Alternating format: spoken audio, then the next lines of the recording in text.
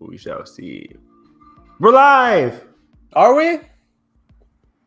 You can't trick me. I'll follow you to the ends of the earth. Is that how it goes? Yeah, that was exactly. That was the Joker scene, actually. Cool. Okay. Gotcha. impression, Yeah, man. my bad. Thank you. Spinning right on like a tabletop. What's going on, guys? Welcome to episode number 67. My cup of tea. It's been a minute. Waiting on that shipment of tea, man. What can I say? But yeah, we actually are overstocked because we have, I think Evan said, over a month's worth of news. So joining us, we have Evan. Yeah, I remember back March 4th when we were doing the Batman. I'm like, should we include some of the movie news? Because there's a lot. And that was March 4th when Batman came out. And I don't remember our last My Cup of Tea without doing that review. Nathan probably can pull that up. I don't remember what it was. It's been a minute. And I was going through some of the movie news. I was like, I'll just give Nathan half and just give him ideas for a thumbnail. And we'll just shoot the shit this episode. Talk about stuff that's kind of come up over the past month. Marvel, DC. Wait, that wasn't all the notes? Not at all. Wow. Oh, wow. You holding out on me? But there's some important stuff I wanted to cover. Some stuff that's not so important now as it was then. But I'm excited. I love My Cup of Tea. Always fun to talk about random movie stuff. We always get off topic, so this should be fun. Also joining us, we got No Maidens. No maidens. It's funny because my shirt says "Fight less, talk more, say sorry." Sometimes it's from guy I can't remember the movies with Mikey. Great channel. He's great. Film Joy. Anywho, excited to be here, and we got a lot to cover. Love talking movie news, even though it feels weird moving on from Star Wars because it's like. I feel like I'm still in that headspace from yesterday. If you haven't seen our commentary, well, if you want to watch The Rise of Skywalker, let me start with that. I should probably preface if you want to watch it. If you want to go through the pain, but not alone. There we go. It may ease your burden or tamper your joy, depending on how you feel about the movie. Even Edgar in chat was just like, I had to leave because I had to do something, but believe me, I'm finishing this. That brings us to our first topic. There's a new excerpt, a new Star Wars novel. No. I'm like, wait, what? Should I read that? I didn't. Am I the only one who read that? Of course. I read Who's it. laughing now? Oh, you read it? You guys read it? You guys read? Motherfuckers? What? I read. I was like, that's a small excerpt, and I started. I got bored like 3 seconds in. He's like, oh, I can't. This is too long. Well, no. I kept going, but I was just like, wow, that was a lot. I think I realized why Evan didn't read it though. It's very Lord of the Rings, the Wraiths. Oh, are those the guys with the black mask or whatever? The ghouls? Yeah, the Exegol followers. Okay. Oh, I was sort of like finding it kind of dense at first because it was just it was a very descriptive fight, and I was like, okay, but then is he fighting Exegol followers or something? Yeah, but it's after he's like doing like a form of like force projection that he's not used to, which is interesting. And then there's like another player that comes into play, and it gets interesting. And I'll read it by the time we do the next Hyperspace hype. See how it is. I'm not getting the book. I'm good. I'm so tossed out. Like I don't care about Luke anymore. I mean, even Amanda, I'm like, yeah, there's Luke. I need you to read it so I can send you the meme. Because the start of the thing is Luke is meditating on Tython, where Grogu on the same rock that the Seeing Stone. Yeah, you gotta be kidding me. Hey, look, it ain't about that, Chief. Are you serious? It ain't about that, like Chief. Dead ass. That's the first. Are you serious? It ain't about connections, baby. It's not about that, Chief. Oh god. Why am I going to bat for a novel? What universe are we in? You're blocked by the author on Twitter. That's the funny. I saw Nathan. I saw. Hey, now I wasn't too sure about that, and then I saw Alden added him, and I clicked it, and I was like, oh, I am. It is the same guy. And honestly, I must apologize because this might go differently. I'm sorry. Good writing. I saw Josh's holy shit in the chat when I was like teaching. It was the end of the day. And I'm like, do I read this? Well, it's funny because I started reading and I was like, this really no maidens, and then and then I kept going, and just by the end, I was like, this opens a very interesting kind of story I would like to read. This emotional connection between these characters. Okay, between Luke and somebody you knew, or Somebody borrowed, somebody blew. Who's say? okay, was that a phrase? Yeah, old new borrowed blue. It's something about like getting married, I think. Huh. Anyway, hey, actual like film topics though. Special. I feel like special shout out in order. Congratulations to one Mr. Chris Stuckman for crossing over $1 million on Kickstarter for his horror project Shelby Oaks. I'm so excited. Yeah. July 2023. Hopefully, if they go, because they're supposed to film in May, I think, or April. I don't know when they start filming, but Right soon? now. Wow. yeah, like soon. I'm so Yeah, that's happy. exciting. I've been watching him for years. He's like probably the first film reviewer I really pay attention to, and still to this day I still watch. Me too. Yeah, he's literally the only like YouTube film person I still really get reviews Yeah. from. He's the only pure one left. Like especially Dead ass. he is in terms of like overall film too. Like I watch like Mr. Sunday movies, but they don't do like every film. They do like comic book stuff, Star Wars, geek stuff. Yeah. Chris Stuckman's like one that does like a lot of film stuff that he's passionate about. Yeah. And ever since he changed his channel to not doing everything that's released, just doing stuff that he's passionate about, it's been more fun.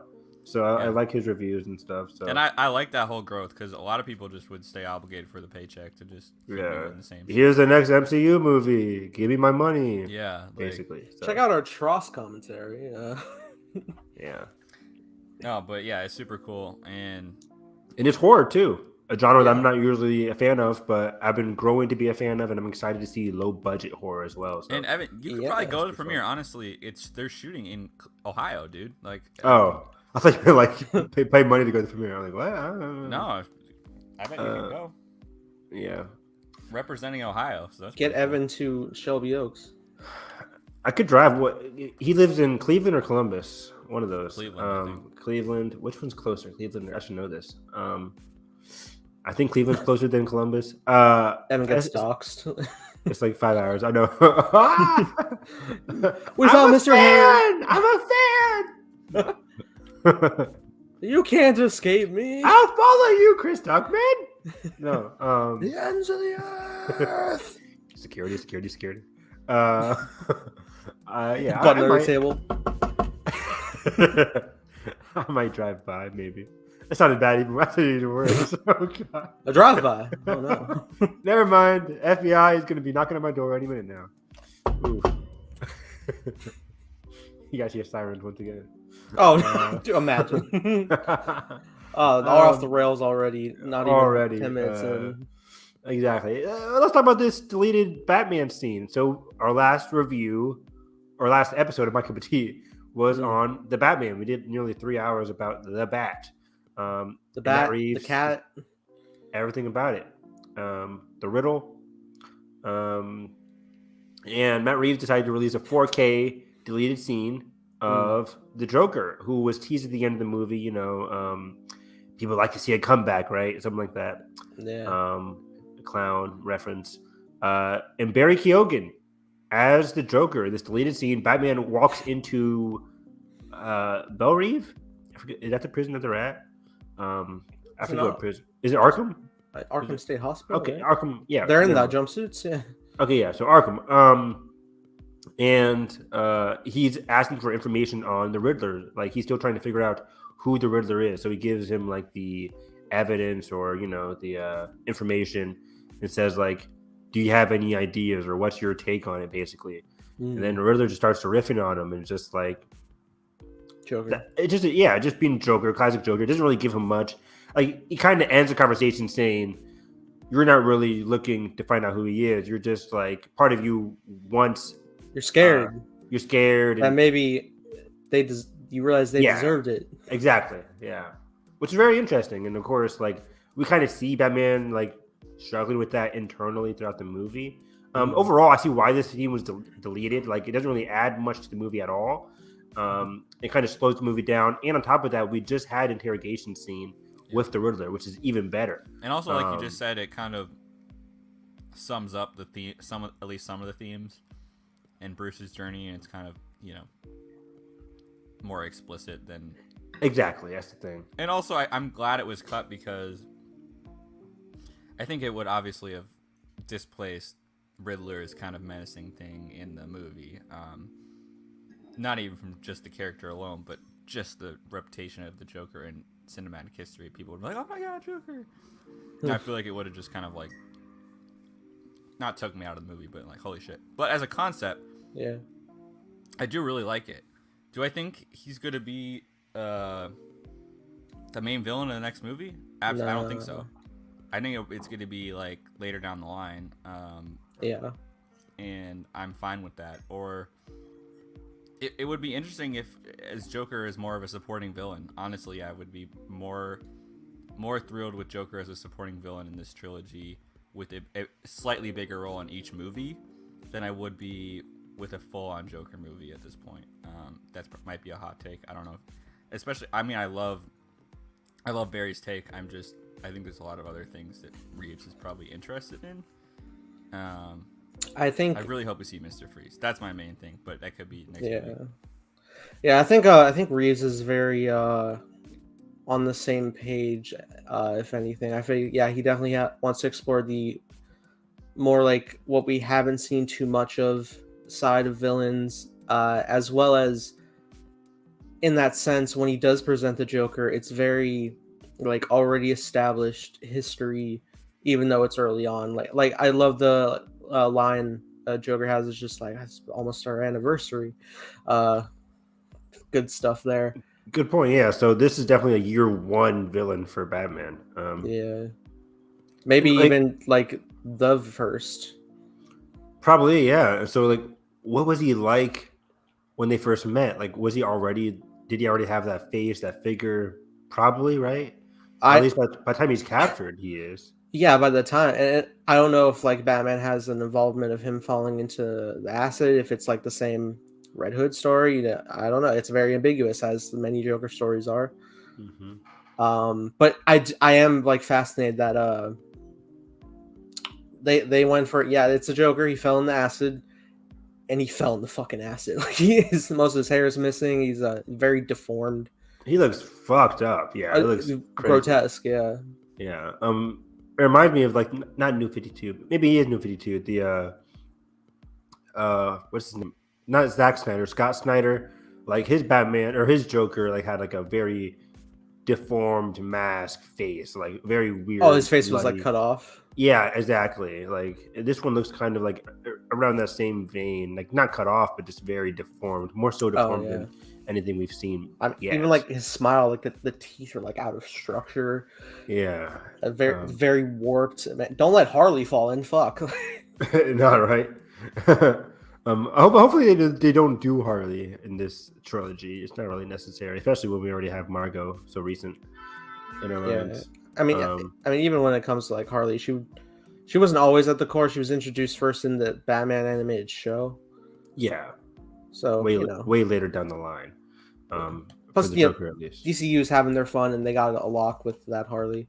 Yeah, but yeah, I'm with you guys. Like I think, and even Matt Reeves said as much. Like put the Joker in maybe at the end of the trilogy. Even then, I'm like, I still wouldn't need it. Do you guys know when we get in Batman 2? Because I heard somewhere that somebody said like they might not start until 3 years or something. Like, I don't know where I read that, but in 3 years. Yeah, something like that, 3 to 4 years. I'm like, is that true? I don't remember Matt Reeves saying that. Like, I would hate that. Confirmed. I mean, I can believe it if you want to like get it right. I don't know when Matt Reeves started work on this Batman. When did the Dark Knight came out in 2008? When did Dark Knight Rises come out? 2012. It was Chris alternated movies. He did Inception in between. He did. I don't see Matt Reeves doing another movie in between this, but he did Begins, Prestige, Dark Knight, Inception. What a run!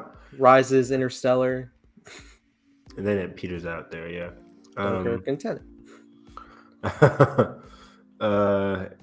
Yeah. Like I wouldn't want this. I want a Dune 2 situation. Like give me start filming right now this year, like please.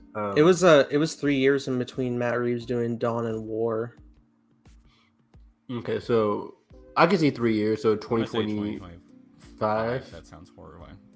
That sounds horrible. Like, I love this movie so much, but then look what happened with Spider-Verse. Like we Right. waited so long for that movie, and it's just now coming out this year. So That's animation though. That's a fine Aquaman thing and Black to Panther tweak. 2 came out in 2018, and look what God, happened. that Aquaman and Black Panther both had 4-year gaps. Like it's been Ooh. 2018 since Black Panther came out, 2018 December since Aquaman 2 came out, and Aquaman got delayed actually, so even longer. So you're telling me it's perfect time for a solo sequel, is what you're saying? 100%. Yes. I just had a call with Kathy, so we're all fully on board. It'll be 26 episodes on Disney Plus. Bryce Dallas Howard to direct. Hell yeah! Hey, bring back Ron. Yeah. Hey. Bring in everybody. Take a seat. Come on. Bring in Tony Gilroy. What's he doing? I want Tony Gilroy on every Star Wars project from now to the end of time. We need people that hate Star Wars to make. Oh man, Rogue Where's One. Marty? Oh man, Scorsese Solo. What a movie. Whew. But yeah, it was interesting to lead the scene overall. Love the Batman. Can't wait for it Canto to play. Bite movie by Martin Scorsese. Oh my god. Casino indeed. The alien's got a big ass. Did he do Heat? Yeah, I just turned over to Casino to Heat. I don't know. Michael Mann Star Wars. That should be fun. Oh. Guillermo del Toro should do Star Wars. yeah. Eventually, He'll he'll never be able to do it. Well, okay. I was just gonna They won't let be me able to wrangle let him me in. be He'll be like- hopeful that he can bring life to aliens. Yeah, he'll finally make an alien the main character. Yeah.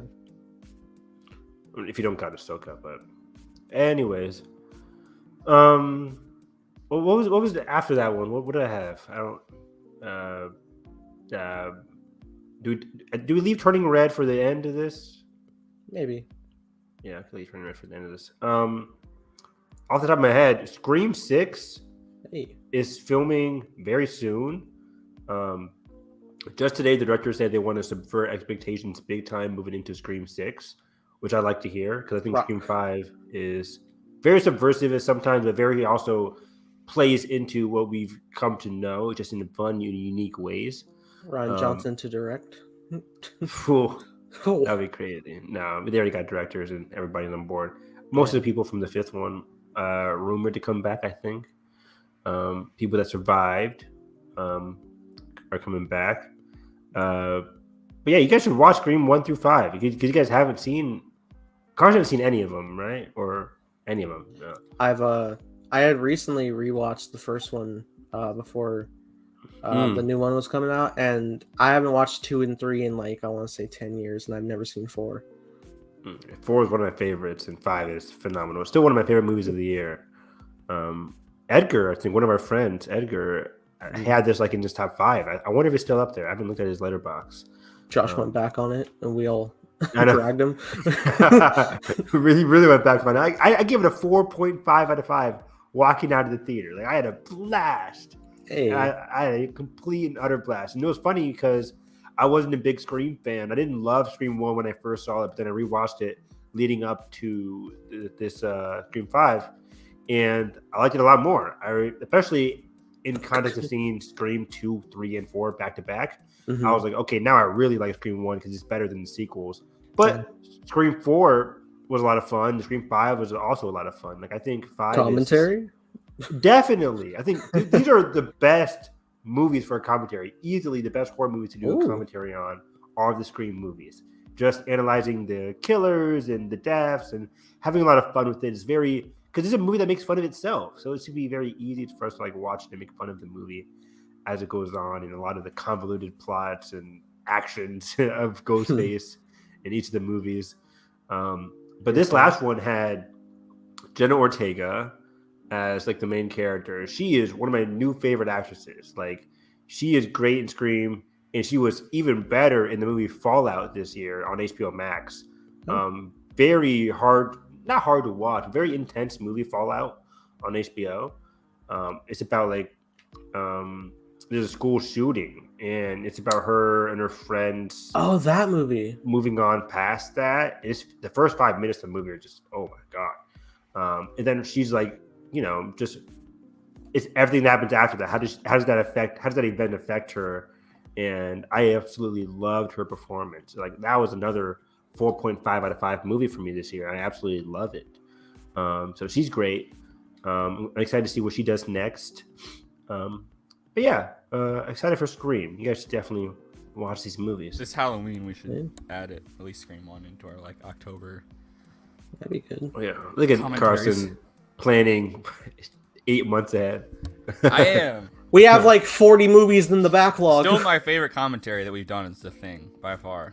Oh really? Yeah, that was that fun. Shit was so fun. I love the gasoline. That was. Love that theory. I think that was especially fun for me because it was my first time watching, and that's always me too. Remember? And then Evan was just kind of like, oh. On the flip side, it was amazing, and I can't wait to do something similar for Tombstone next week. It was just like neither of you had seen a Nightmare on Elm Street, I don't think. Oh yeah, no, that was crazy. That was crazy. Because as soon as like the first kill happens on the fucking ceiling, Evan's like fucking. Oh. Still, the most shocking thing is it's Johnny Depp introducing Johnny Depp. I'm just like introducing Johnny Depp. Yeah, is that him? Yeah. Is that him? No, wait, but who is it though? Yeah, it's him. Yeah. Johnny Depp's brother. Scariest part of that movie. Probably back when my fucking family knew him. I forgot about that whole fun fact. Me too. Chain of events. Yeah.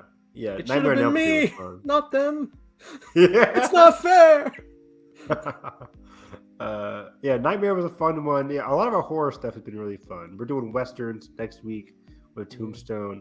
What's another western movie? Like, there's some westerns that I just haven't watched. Like, me too. I haven't James seen Mangold's 3:10 to Yuma. I've always wanted to watch that. I've never seen any of the Clint Eastwood flicks. We gotta watch Unforgiven. Unforgiven's great. Yeah. One of the best films ever. Logan. Fuck it, yeah. She's a lot like you, Logan. Yeah. Very much like you. God, what a fucking masterpiece! It's because it's Last of Us, Evan. It is. Fuck it. Fuck it. Oh shit! 3:10 to Yuma's got Christian Bale, right? Russell Crowe, Logan Lerman. Oh, I've always wanted to watch 3:10 to Yuma, especially right before Ford v Ferrari. I was like, I haven't really watched a lot of Mangold stuff besides Logan, so it's on HBO Max. Is it 3:10? Oh, yeah. Huh. I haven't seen True Grit. True Grit's great. 2010 and the really original, really great. Really great movies, both of them. I think 2010 actually supersedes it. I had fun with the 2016 Magnificent Seven. That was fun. It's more of an action comedy than the OG Magnificent Seven. Oh damn! James Mangold directed a Tom Cruise movie, Night and Day, from 2010. He did that fucking movie. Day and Night. I never watched Night and Day. I think I watched it on HBO with my mom. Was that with Cameron Diaz? Yes. It sounds like it. Cameron Diaz, Peter Skarsgård, Viola Davis, Paul Dano. Oh, does he get beat up in that movie? Probably. His name is Simon Feck. Yeah, you're Simon. Yeah, I'd beat him up. What the fuck? Never name your character Simon if they don't get beat up. Wow. We could do some Spielberg and Tom Cruise. I feel like Spielberg's his own subgenre. Yeah, definitely, right? Like we did E.T., but we could do. I've never seen like. We're doing Jurassic Park soon. Jurassic Park. Right. I've never watched Munich. That's a blind spot for me. I still need to watch Minority Report. I'm about to say, watch Minority Report. Yeah, we gotta watch Minority Report. Minority Report. So good. What else is gonna say? Oh, one of my favorites, War of the Worlds. Super fun. It's been so long. Fun. It's been it's been like way too long. The first act of War of the Worlds, guys, so much fun. I actually watched like the original a while ago. I never seen the original, which is also really good. That's like 1932, right, or something like that. I think it's a 50s movie. Oh, 50s. Yeah. Maybe I'm thinking of the radio one. Yeah, the Orson Welles narrated. Yeah. Caused people in a panic because they thought it was a real broadcast news. My boss loved the. Yeah. Okay. My boss loved the radio one. He was like, Evan, you don't know, man. Oh, ho. The radio one was crazy good. I want to check out the radio dramas for Star Wars that they did. Oh, that'd been really cool. But yeah, War of the Worlds. I remember seeing that at a drive-through. Like one of my first drive-through movies was War of the Worlds, and I didn't like it. That sounds like first watching it, but that sounds like a great drive-in movie. it was. I said drive-through, didn't I? Drive-in. Yeah. Yeah. One, please. Sir, this is Burger King. Where's War of They the got like Worlds? the 11 by 11 like touch monitor. They're like, Not to a real point of a drive-through movie. McDonald's used to give out cartoon VHS tapes of the wacky adventures of Ronald McDonald, and those are fucking banger cartoons. They slap. You can find them on They YouTube. gave you VHS tapes? this sounds like propaganda. It probably What? is. It does. Yeah, No, what the hell? it sounds like it, but I I, feel like there's it's just subliminal McDonald's advertisements shit. in it to like make you want McNuggets more or Is that some legal? shit. Yeah. Mommy, I want to go get McDonald's. I'm already hooked on the hash browns. I might as well be distracted. McDonald's breakfast hit. Yeah. But also, the cartoons were fun, man. They're really good. I bet they were. They might control your ass. Clockwork Orange style. not all, boy. Little Nathan, I love this, mommy. No, not great. Oh, You'll man. see. What commentary though? That sounds funny. What were we even talking about? Wow, we were hitting the commentary points, but originally Scream. Scream. Oh yeah. Let's talk about Bullet Train trailer quickly because Bullet Train. Oh yeah. rules. It's been a while since this trailer came out. Looks but wacky. It looks really fun. I was surprised by the tone. Like I really thought it was gonna be more straight cut, I guess. Nate- But in a good way, it surprised me. Weren't you surprised though? This is is this David Leitch, right? David Leitch at this point has a style, and it's action comedy to its max. And this looks like the epitome of an action comedy. It's just like You know what? And I think part of me is so. Anytime I hear any train movie, I'm so drawn to Train to Busan in my head that I'm like, oh, it's gonna be a serious action like thriller. Okay, gotcha. I think about the Wolverine. Oh, of course, great train sequence. It's good. Why do you? Are you the one that doesn't like the Wolverine? Yeah, It's not great. Not great. It's fucking. it's awful. Mangold though. Yeah, that is worst. It's so good. I do Nathan, find it back me up here. I never saw the absolutely. director's cut though. The emotional core of that movie actually really works for me. I don't care. What is the All those emotional little- core? I don't care about the stupid robots. I don't care. The scene What's the where it's emotional just core of Wolverine? Him and Jean in the past? Or... no. Well, it's like coming off the PTSD of that, and Yeah, just like even when he's sitting in that house, He's like having to just- protect her, and like there's like a really good scene of them like sitting at a table. I can't. It really it's a isn't- talking scene. it really feels like an early archetype to Logan. Before it gets fully. I mean, even they have the fucking payoff of just like a character that sees the future, just like I see you're dying and you're holding your heart in your hand, and then he's holding Laura's hand as he dies. Yeah. Motherfucker. That hurt. I'm gonna remember make that us callback. commentary Wolverine at some point because We're gonna do that. We're doing We're gonna X-Men. do We're doing yeah. We're We're do the doing X-Men Foxverse stuff. Yeah. eventually. Yeah. Foxverse is gonna be a fun commentary, by the way. Fantastic Four. I feel like all the the pre-MCU Marvel films are gonna be fun. Yeah, because I haven't seen them in a long time. Like Daredevil, Blade. Can we watch Blade 2? Because I haven't watched Blade 2 yet. Do the Blade? I've not seen the Blades. What? What? You were talking shit. You're like, you haven't seen Blade? Wait, you haven't seen 1998's Blade? Are you racist against like Blade? What No. are you doing? No. Podcast. Remember I recently watched it, and I swear to God, You haven't. we seen talked about it on somebody the podcast. I We literally, think uphill? Evan, did we not talk about this on the podcast after Yeah, I we watch did. it? I swear. Because we made the joke.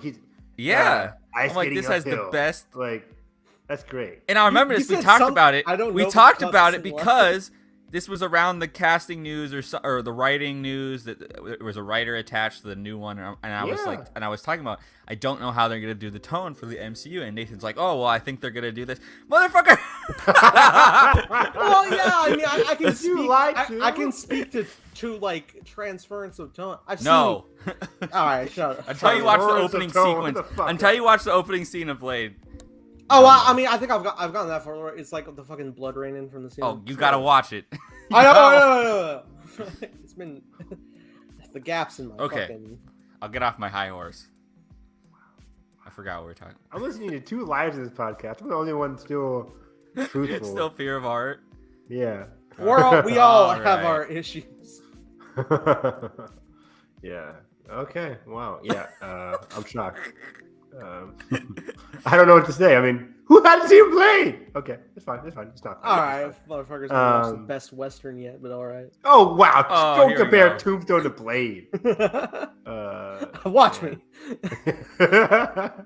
Val Kilmer next. Jeez. But back to Bullet Train. David Leitch. Yeah, I forgot where we were. He's doing a lot these days. Initially, I was like, okay, David Leitch doing another action adventure movie. This should be fun. But it really looks like though? a ton 'Cause of fun. All these projects get announced, and I swear I go on IMDb, and then they're not there. Look it up. I think it's David Leitch. I'm looking it up. You're right. I'm just saying. I feel like Because like in bold is like director of Deadpool 2. And I think that gets a lot of people excited. Even though I haven't seen Deadpool 2 since theaters. It's good. Pretty It's okay. very good. It's not as good as the first one, I think. We'll commentary and find out. No, it's just fact. the But other thing he has is pre-production project attached to is Fast and Loose with Will Smith. Huh. But what was I gonna say? Yeah, the tone looks kind of really good. Like I remember watching it for the first time. I'm like, this could either be really funny and it has a great mix, or it could just be really goofy. But the more I see it in theaters, I'm really liking the vibe. I think it could be really fun. It could be like one of the bigger hits of the summer, actually. And Brad and Aaron Taylor Johnson in particular look awesome. The cast, And right? I love Brian how they give Tyree away Henry. Logan Lerman's death right away in the movie. Yeah, is that Logan Lerman? I couldn't tell yeah. who died there. I thought that was Aaron Yeah, Taylor the guy. Johnson. He died? Yeah, dude. He's like, One of them has like their eyes cut out, right, or something. yeah, like his that? eyes are just like stripped out. Yeah. Oh my god. You gotta dissect these trailers, Nathan. uh, Come on. Brian This one. Brian right. Tyree Henry's in it, right? And Yeah. Yeah, he's like, shh. What's her name? Karen Fuka. I don't want to mess up the name. From the boys. From The Boys is in it. Oh, and she is? also- Where? Which one is she? She's like the cart attendant. That's her. Yeah. Michael recognize Shannon because is of also in blonde this hair. movie. Yeah. Hiroyuki Is Shannon in the Sanada's trailer? in this movie. Yeah. I I think he has one shot. Yeah, quick like shot. pulling the blade out, I think. That was Shannon? Oh, I'm thinking. Sorry. No, I meant Michael Shannon. Is he in the trailer? I don't think Michael Shannon. I think there's one quick shot. But Hiroyuki Zazie Beetz Sanada. is in this movie. Yeah. Oh yeah. It's pretty fucking stacked.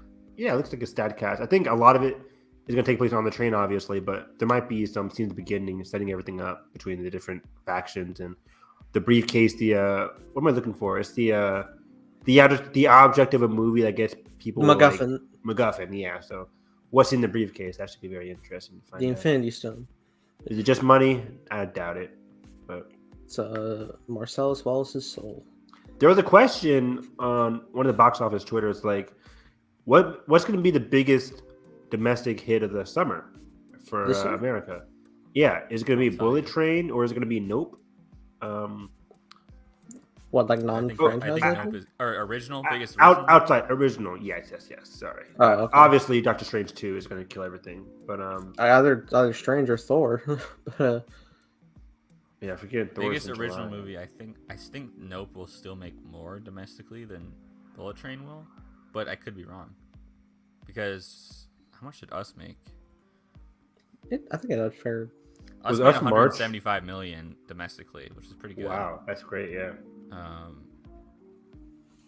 For a horror.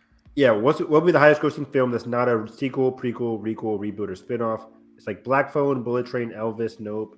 I think, yeah, out of these, definitely Nope. Yeah. Maybe Nope. I think Bullet Train seems like a lot of, like, whenever I watch that trailer, people in the audience are like, ooh, I want to go see that now. So, Yeah, it seems like a crowd pleaser. And if Brad Pitt can't go wrong. Yeah. So, yeah, Nope and Bullet Train. Both July. I hate how all these great movies come out in July. May is so fucking empty. Every day I wake up. March 2017. Well, and it also doesn't help that the first 2 weeks of July is fucking Minions and Thor: Love and Thunder.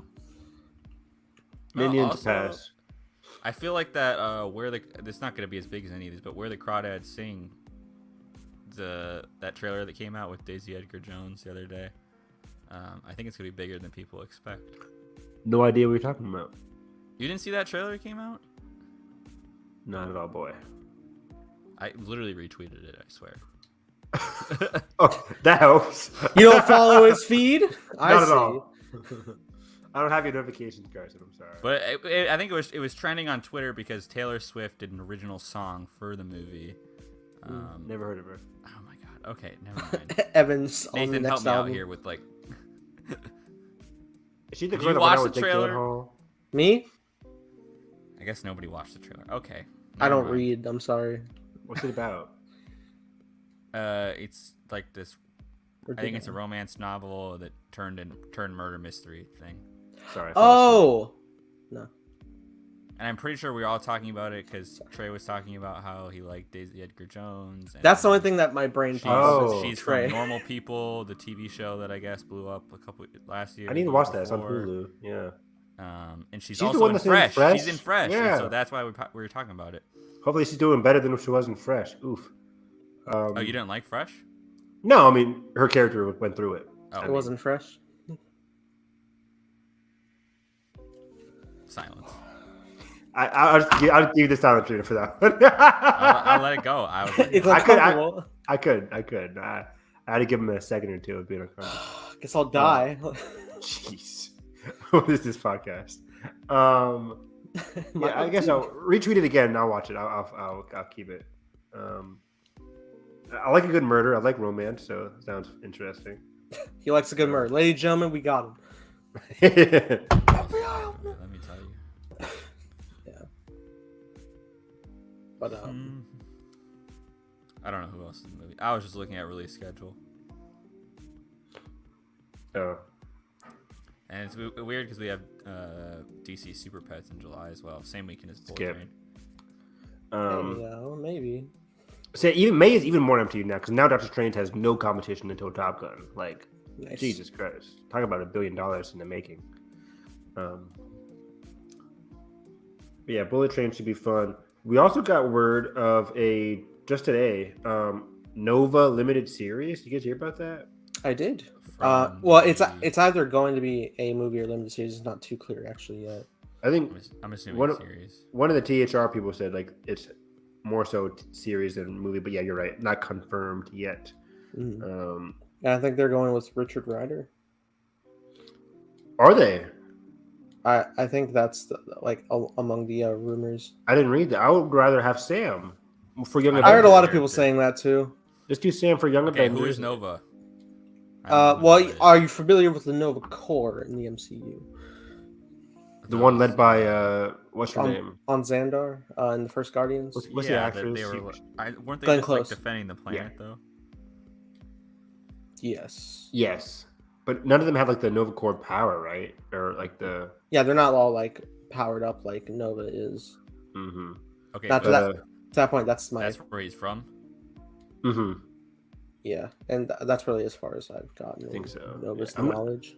I'm not the biggest Nova fan, Or or his powers. like okay, so I'm not the biggest Nova fan or familiar with them, but I did read the Young Avengers comics, or the new Young Avengers. I don't know if they're Young Avengers or I watched whatever. I watched Sam's Nova character on Ultimate Spider-Man. But that too. But when Sam was working with Miss Marvel, Miles Morales, that Vision daughter character, I forget her name right now. oh, they're like the all new, all different Avengers, right? Yeah, that's what it was called. All new, all different, Young Avengers, something like that. I forget the run. But Sam was very cool. He got along well with Miles, Miss Marvel, and his ability basically came from his suit. Without his suit, he's just a normal teenager.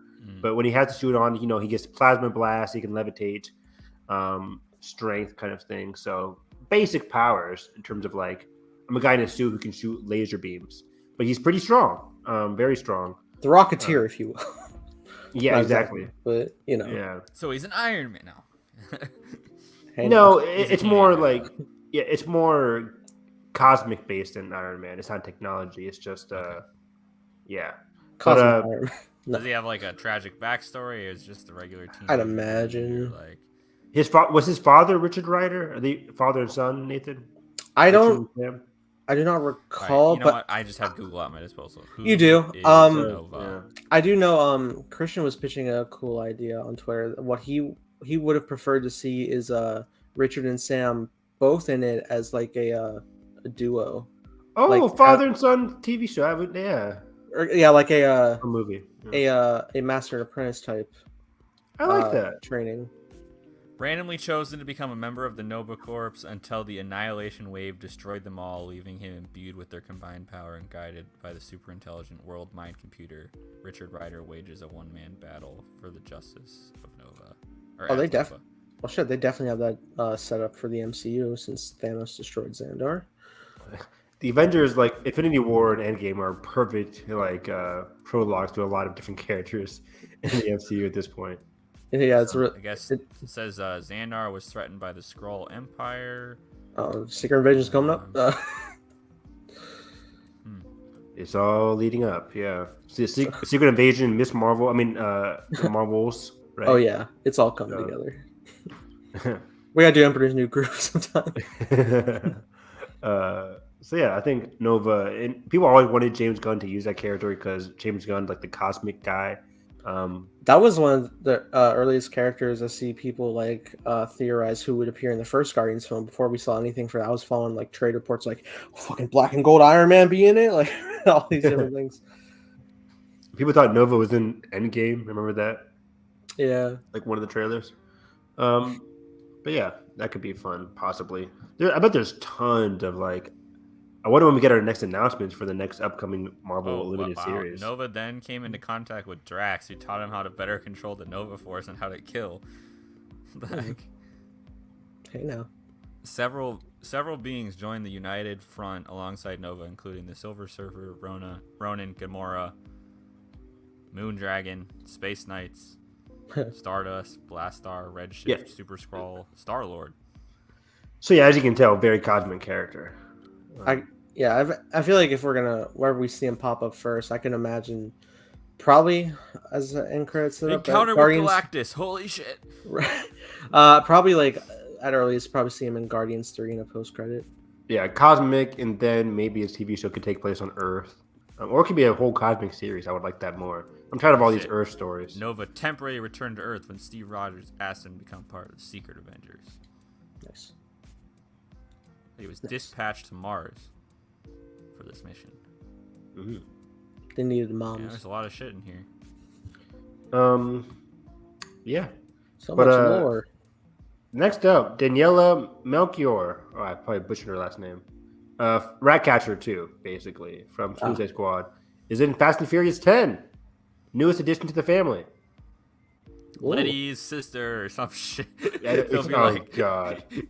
You know it's going to be some hammy connection. I didn't even think of that. Ready. Letty's sister, Dom's secret sister. Yeah. How many siblings Dom have at this point? It don't matter. we never talked about her because we thought she died and she was in the womb or something like that. Or maybe she's on the villain side. Maybe she's teaming up with Jason Momoa. How many like villains that. and heroes are we gonna have by the end of this saga? Everybody. Jason Momoa, we don't know who you are, but you're invited to the cookout. Jason, yeah, maybe maybe they're their own set. I'm gonna be so sad. Can you imagine the final cookout in Fast 11? The final I'm gonna be cookout. fucking crying, man. Me too. But they're gonna have Paul Walker pull up again, and it'll be like it'll probably like maybe it'll be like his son grown up or something. Like it'll be. God damn. I mean, honestly, I wouldn't be surprised if the estate was like, yeah, go ahead, use the likeness, and they do that. The kid has to be like 5 or 6 now, right? Yeah, he was a baby gotta in be Fast talking 7? now. 8. He was a baby in Fast 8. Yeah, that's what he was the whole core plot. You're right, yeah. Wasn't that the other baby? No, yeah, that was Dom's baby, right? That was Dom's baby. You're thinking of the wrong baby. What baby are you thinking about? Wait, Dom's Paul baby Walker's. with the blonde cop. Oh, okay, yeah, no. Brian had children or at least one child, and then just in F7. I don't. We didn't ever like bring Mia doesn't bring her kids around. It's Brian. Yeah, but remember they had to like escape to whatever, and then they brought him like in the minivan or whatever, and remember the blow up thing in front of the house with the kid. Oh, Jack. Yeah, and then we had the fucking beach ending. That's what I'm saying. Like, but then by like 9, they were just like Brian's watching the kids. Right. But also Brian pulled up at the end for the cookout, so I imagine everyone's there. Sure. Okay. But we're saying he's aged at this point. Is what we're yes. Yeah. I don't know how much time has passed from. Yeah. Honestly, there was a big like age gap with Dom's son between 8 and 9. Like that is fast. Yeah. Dom's son was in 9, right? At the beginning of the movie. Yeah, he was talking and everything. Was he talking? Yeah, he was talking, walking, learning about cars. I forgot about that whole sequence. Me too. I'm like, wow, yeah. He talked. Commentary. What did he say? Remember, he gave him the whole lesson about the I can't remember family, but it was. Honestly, it was a car metaphor for some shit, and he's like, Honestly, I'm just surprised. Like this blockbuster series is as open they are about their religious beliefs. Honestly, Dom's like going all in on like the prayers and stuff. And yeah, very Christian movie. And I'm like, wow, I mean, Vin's like producing, so I'm just like, damn, blockbuster's getting away with it. Although God and family. Yeah, very into it. Oh God, tears. In the rain. But yeah, I like the idea that she could be working with Jason Momoa. I like to see her as maybe a tech villain. No. I'm tired of all these tech villains. Like, can we just a can we stop Cypher, please? Oh God, she's in this movie. I feel like there's only 2 movies left. I feel like this is it. I bet she dies in this movie. Finally. That's what we thought last time, and they faked us out with the drone. Why would they fake us out? It got me so excited just to have her survive. I'm just look. She sells it so hard. I don't even care. It's ridiculous. And I love Charlize as the actress. That coconut head she has. What is the hair? They just gotta change the haircut this movie. That's it. Every time they gotta change the acting. I don't like it. It's bad. It's so bad. Like, what acting tips they give her? Like, man, ham it up. A full minute Make of a Star Wars quote about Yoda or some shit. You're just a puppet with your hand up your ass. Yeah, and the whole theater is like awkwardly laughing, just like, what is this? What is yeah. Craziest scene. Even I'm like I was on my second viewing with my friend who's a Fast and Furious fan. I'm like looking over him just like I was in tears laughing so hard. Me too, not for the right reasons. Because the other guy was selling it so much, like he was so invested in the scene. He's like, "What do you mean? I'm fucking Luke Skywalker." I'm like, "Oh, gross! Stop!" I was like, it was not great. I'm like, "I'm Luke Skywalker. No, you're Yoda. I like being Yoda." You just like, no, stop. You're a puppet with a hand up your ass. Like, don't get meta. Don't get meta with your Star Wars reference. Yeah. Who directed that last one? F. Gary Gray? No. Justin Lin? Justin Lin came back for 9. Justin, man, what are you doing? Actually, I'm like prequel CG Yoda. Part of me thinks they might not even kill Cypher in 10 because we know there's 11, right? Like that's what I'm saying. 11's the last one though. Then they have to kill it off for now.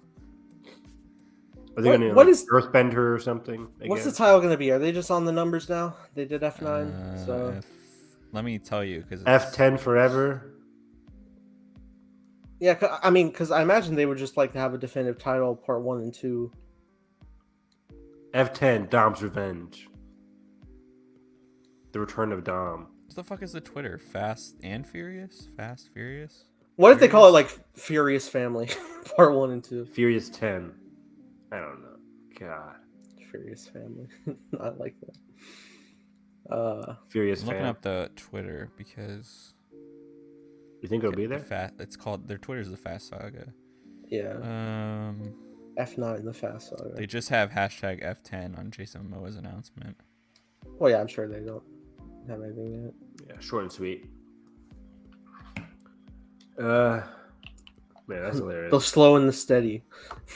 But speaking about... There's an F9 director's cut, apparently. There is? Shit. Yeah. Let's commentary, baby! No. I need to see it. I need to see more Yoda hand puppet. I just said a whole brand new Star Wars scene about Kylo Ren. It's definitely just going to be more Tyrese jokes. You're just Adam Driver. And no. With a cracked mask. What? What? Speaking of, so we did commentaries for the Fast and Furious movies, and we did commentaries for the MonsterVerse. And recently, Godzilla vs. King Kong. Yeah, stop playing Spider-Man. Godzilla vs. Kong sequel is filming late this year, late 2022. Is this a direct sequel? I didn't even read the article. I didn't read the article at all either. I didn't even know there was a sequel happening.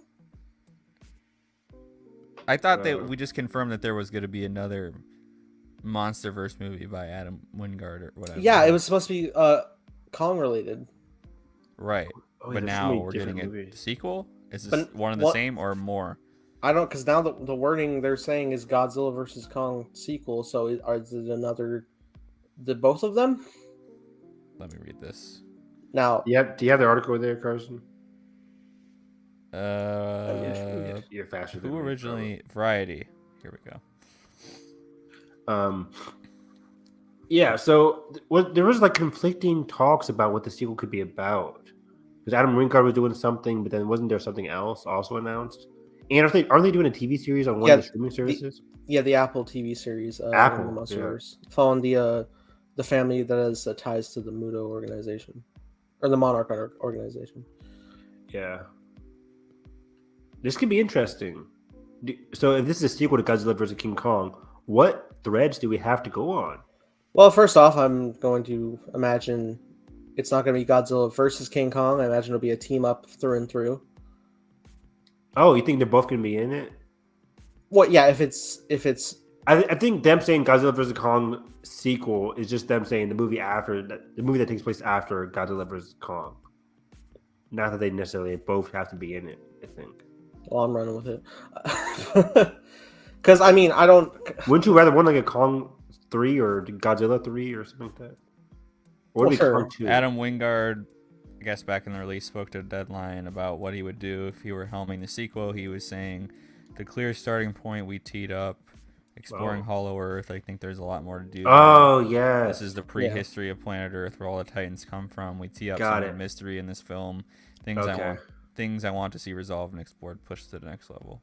That's what the hook was for the last one. I'm like, what did they tease? The whole concept of Hollow Earth was brand new to us. Yes. At least in the franchise, the movie. Yeah, all the original Godzilla series never did a Hollow Earth thing. Okay. Those are my favorite parts of the movie. The Hollow Earth parts just look very unique and crazy and inverted wacky gravity. And cool. Yeah, inverted gravity. Kong swinging through. There's a whole throne that he has in Hollow Earth. Yeah. I think some of the things I guess was like some of the creatures from Hollow Earth might not like Kong being back in Hollow Earth, now having access again. So maybe Kong fights some people. Maybe he calls on Godzilla to help him out with some ancient evil in Hollow Earth, maybe. Kong had a lot of issues with like every monster he encountered. He needed human help a lot of the time. Yeah. So I imagine maybe he's going to get a bit more stronger by this point of a sequel. I would be down if we find more of his kind to have a Son of Kong story. I mean, at this point with the MonsterVerse, I'm all about Son of Godzilla, Son of Kong. Son of Dathomir. Yeah, of course. Yeah, I mean, kind of like Rise of Planet of the Apes, where we go to Dawn. It's like, oh, Caesar has a wife, right? So it's like, and children, right? And children in Dawn. So we could jump to be like, oh wow, Godzilla had a wife, and they have a kid now, and it's Son of Kong, son of man. Godzilla is interesting. Because I don't know if Adam Wingard is coming back for this. I was just looking. What's Adam doing? Death Note 2? It said he has a movie at Universal called Hardcore, which is a comic adaptation, and then I think he's also attached to that Thundercats movie or whatever. That's never gonna happen. I don't think it. Thundercats Voltron's never gonna happen. But then, here's the article from April 27, 2021. Adam Wingard was in talks to direct another MonsterVerse pick for Legendary. That's the Kong one. So I'm assuming now this is... But theoretically, if it was a Godzilla Kong movie again, I think it would be interesting for them to be on a mutual sides. Not besties, because they're kind of not the best of friends by the end of that. But the team up was obviously pretty symbolic. The threat that they would face, I mean, normally by this point I'd say Ghidorah, but we did that, and we did Ghidorah again through the eyes of Mechagodzilla. So you've already taken out the two Godzilla heavy hitters. Yeah, But there's a lot of options. there's so many. Um, I mean, I've always been down for like violence. And I think that's probably the most achievable neck monster you should do. A plant that was crossed with the cells of Godzilla and mutated. Like, why the fuck would you do that, humanity? They did it. Yeah. Mothra can come back. That was established. There was an egg in the universe again. I wonder what the vibe will be in terms of like the plot, because will it feel like the start of a new story? You know what I mean? Because like, Good point. Godzilla versus Kong was kind of teed up, obviously, as the climactic end of the trilogy, I would say.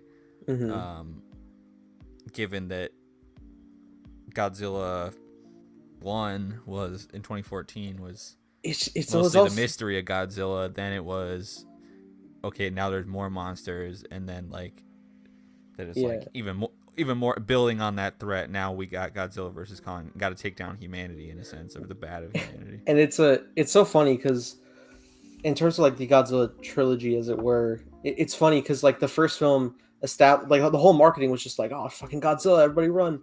But it was more so he was like a protector, and he was a pretty big underdog fighting the two monsters at a point. He's like staring at Aaron Taylor Johnson on the ground.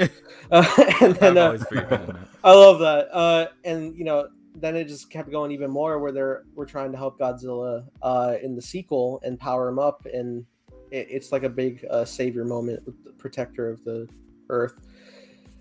And then Godzilla vs. Kong, they put him in all of the villain light, like through and through. And I liked it from that aspect because we haven't seen this Godzilla be like that, and every Godzilla's of the different eras has gone like bad to good. But I was just like, because then when you get to the climax, like we're fighting Mechagodzilla, but I'm like, you just almost killed Kong, man. I don't know. So it's a bit more lightheartedness between them. I would like. Honestly, I feel like a fun thing to do that this series has not done, but every other has, because they get really campy, is they do aliens a lot, invaders.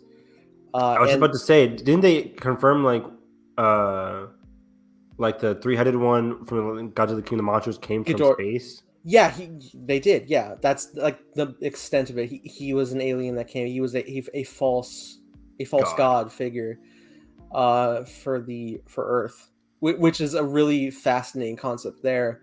Another great alien aside from Space Godzilla is Gigan. Is a great design. He's like it looks very like chicken-esque, but he's got like fucking like blade claws. I remember that's when he showed us. Sometimes they're buzzsaws. Yeah.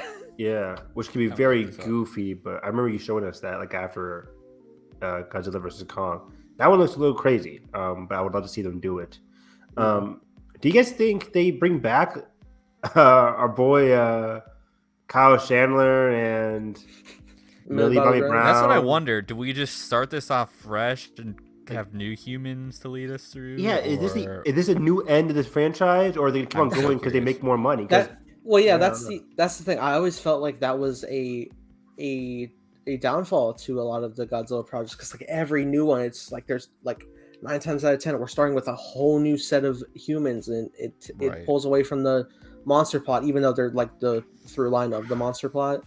So I feel like, and I it was my big case for Godzilla vs. Kong. Was like, we're gonna get more emotional depth. Not really, but I feel like if we can still stick with them, we'll still have a familiarity. Yeah, I'm fine with Millie coming back and Kyle. I mean,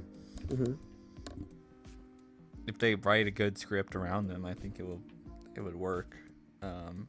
Tony Gilroy, let's go. Got to redo the third act. Yeah, I'm overall just curious to see like what the overall vibe of this movie is, because. So where do we end up? Kong's in the Hollow Earth, right? Just chilling. Yeah, Godzilla went back in the sea. Godzilla's just in the sea. Man, I mean, you know, it would be like a big emotional thing, but I've always The big story I want is not just Son of Godzilla, but like leading to like the ultimate sacrifice of Godzilla, and like the power transference to his son to make him That would be stronger. epic. I feel like. It would. It sucks that they already used like the nuclear meltdown plot in the second movie because Right, 'cause that's that how could've he been the died in the sacrifice. original. Yeah, but without a Mothra power up and stuff like that, it would I'm using the same fucking logic like without Leia's force transference to Ben, like, but. If we just have like it's just Godzilla's final stand and he's protecting his son, he carries on the legacy. I would like that. That'd be really cool. Nathan, get to writing. I'll do it. What's the other thing? Isn't there so there's an Apple TV show in development, right? Yeah, I think it was saying it was going to be like in between the Godzilla movies, not exactly like post GBK. Right, and continuity wise.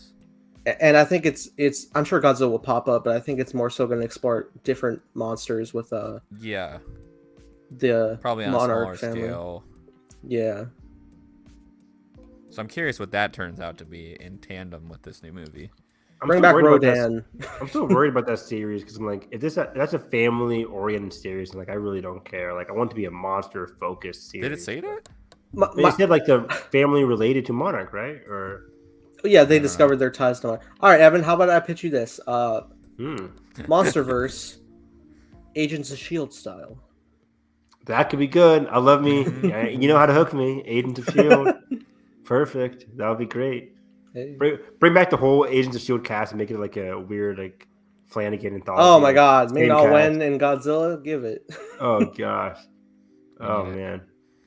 That'd be amazing. I would Clark love that. Gregg or whatever. Clark Gregg, Yeah. Ming-Na Wen. What's he doing? Probably Being not much. Clark Gregg, man. I don't know. I'm still hoping for like a Marvel to do Agents of Space or whatever they call Sword, with the same cast. Oh but my god. S.H.I.E.L.D. ended so perfectly for those characters. It's like, I love that show so much. What a perfect show. I should pick back up on it. Me too. It's a lot of episodes, but it's really worth investing in. I dipped out at when the fire dude showed up. Ghost Rider. The fire dude. Wow, it got better and better after that. I'm shocked you dipped out there.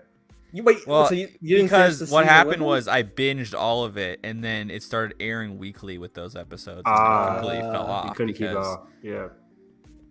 There's so many. I love the arc with Robbie Reyes. Great. Yeah, Robert Reyes did a great arc. The one after that is a fun AI. It's the AI arc. Ava?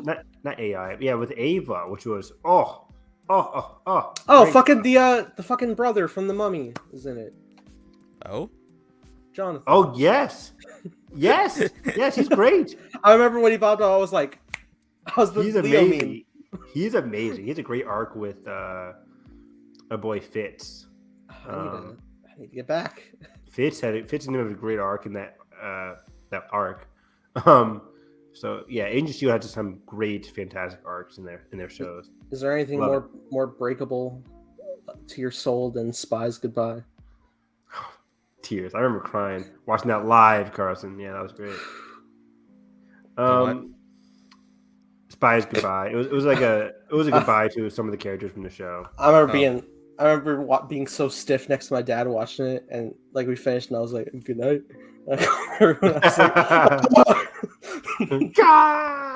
I played it again because I'm a masochist, and then I lost it. Nice. Big news though. As of last week, I think. Teeing up Carson? No, am I? I don't know. I think it's a big piece of news we're not talking about. Deadpool 3, the director. Never mind. What news were you thinking of? Dune? Fucking potential of Florence and Dune. Oh yeah. We'll do Dune after this. We'll do Dune after that. Okay. But Sean Levy directing Deadpool 3. Nice. This was very interesting because Adam Project, of course, just came out last week, I think, or 2 weeks ago. I thought it was fine. Like Free Guy more? Free Guy came out last year, which I thought was a blast. I liked Free Guy a lot. And Sean Levy has done like a lot of great stuff. He just did the Adam Project, I think, with Ryan Reynolds. Just said that, yeah. What did he just say? Sorry, I thought. Never mind. But yeah, Sean Levy, which No, So he did Free Guy. He did an Adam Project. He's also involved with Night at the Museum. Did he direct those movies? Let me see here. Maybe. He did. Yeah. So he did Night at the Museum Whew. movies. Which were Classics. fun. 3. Oh my God, crying in the theater with the third movie because he knows the last. I still haven't seen the third one. You haven't? Oh, you gotta No. watch it. I cried because it's the last movie with Robin. Yeah, Robin Williams, which was man.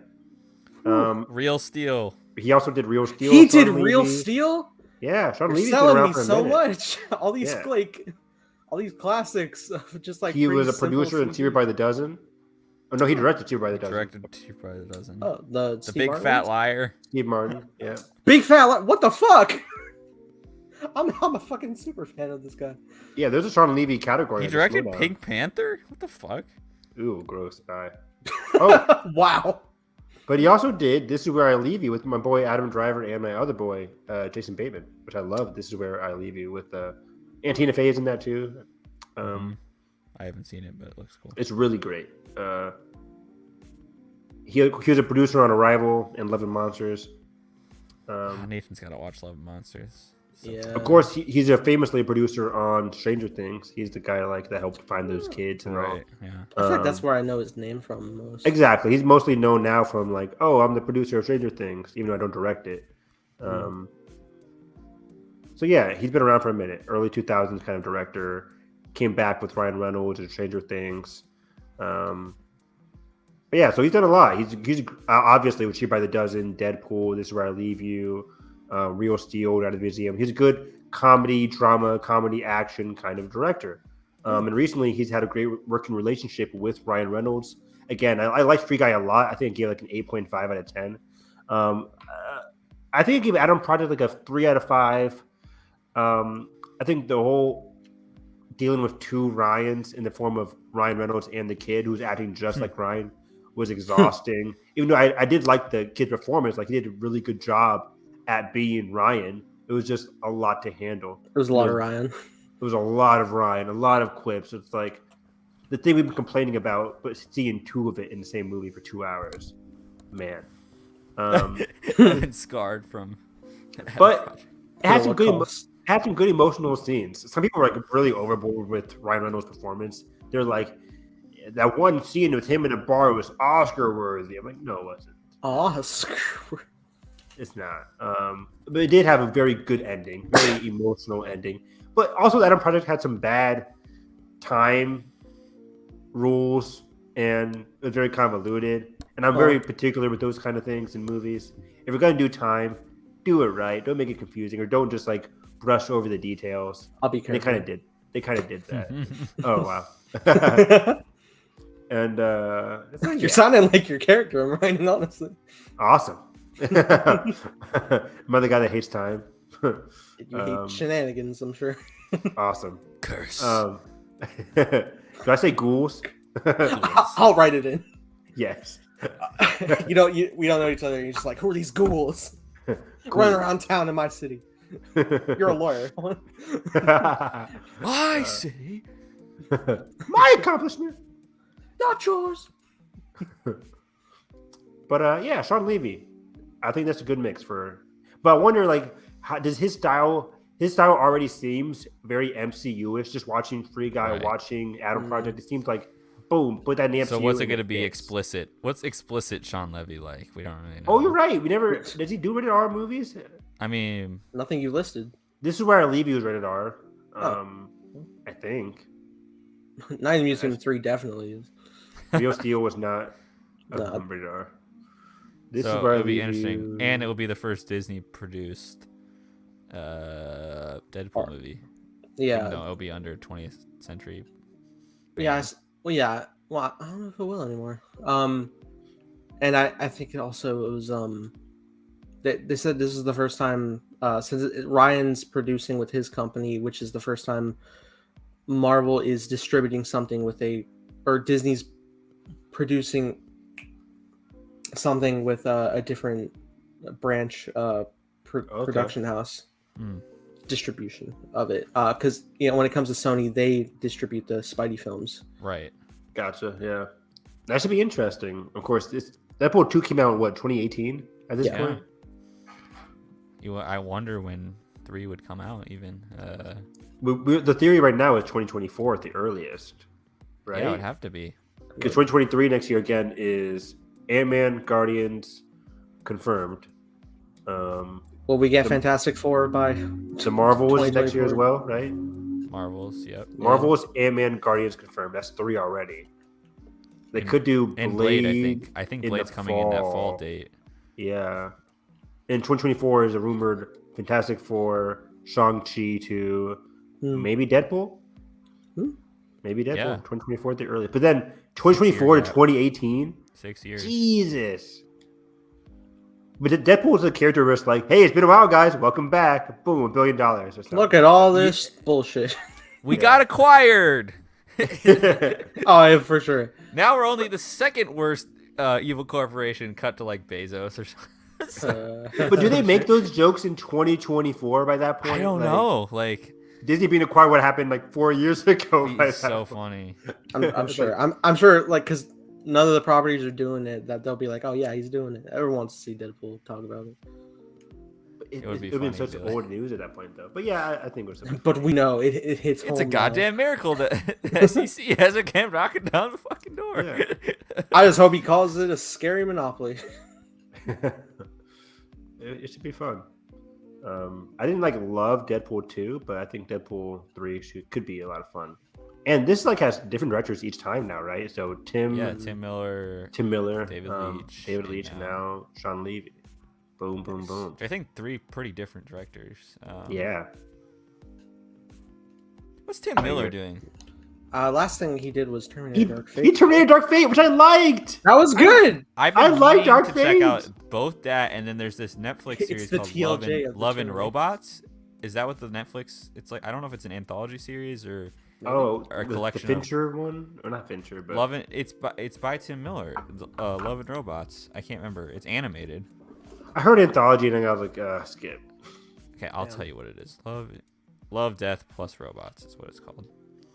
Nathan's cat. I forget the name, but The collection of animated short stories spans several Miss genres, Kyle. including science fiction, fantasy, horror, Celine. and comedy.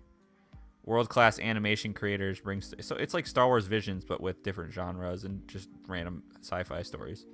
okay. I might check it out, but anthology, I'm not really invested in anthology stories. But What? Why? I don't know. Too I'm short.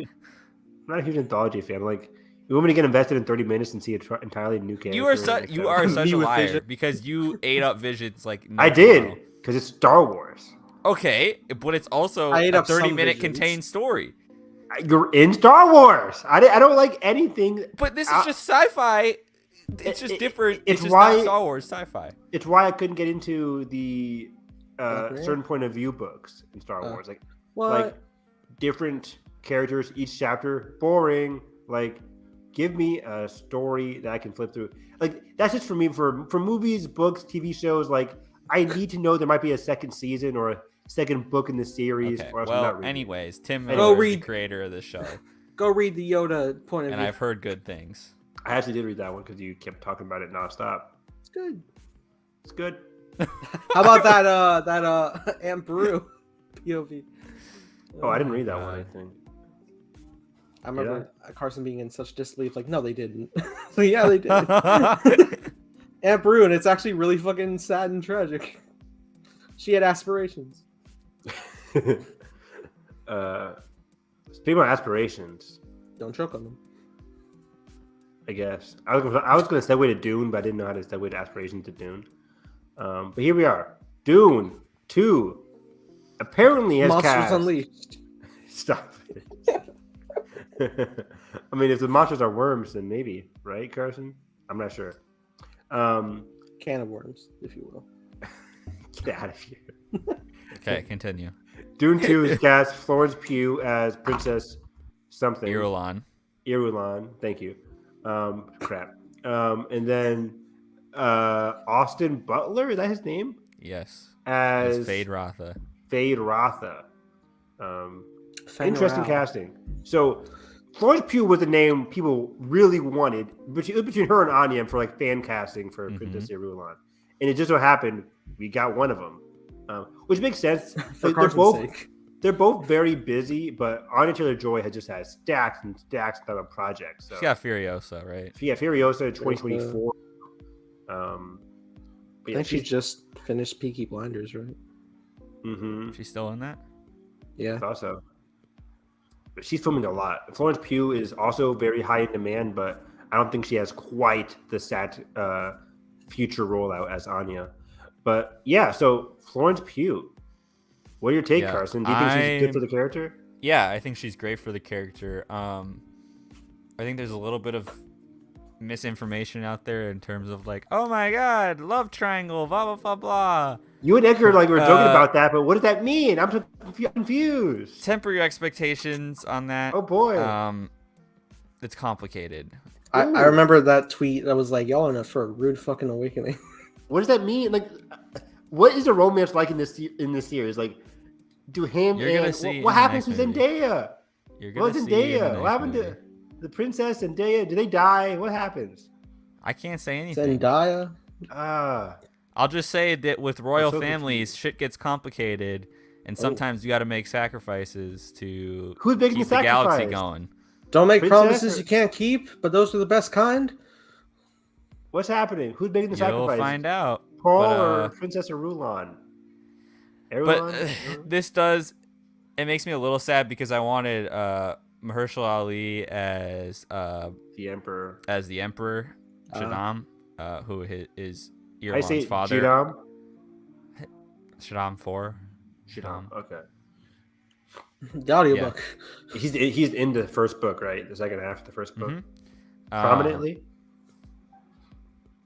I don't want to give anything away, but Jesus Christ, I gotta read now. Definitely a major. Who are you? Major thing happening. But anyways, so obviously now he can't be he can't be cast as the dad now, which kind of sucks. Or can he? She could be adopted. Magic. Michael Keaton is Liz's dad. You're right. They could just say. You're right. That's the reverse biology. Funny thing about was Liz adopted? Funny thing about Irulan is the mom was. Her mom is a Bene Gesserit, and so you're gonna find out a little bit about that in terms of Irulan. So her and Paul both have Bene Gesserit moms. Yes.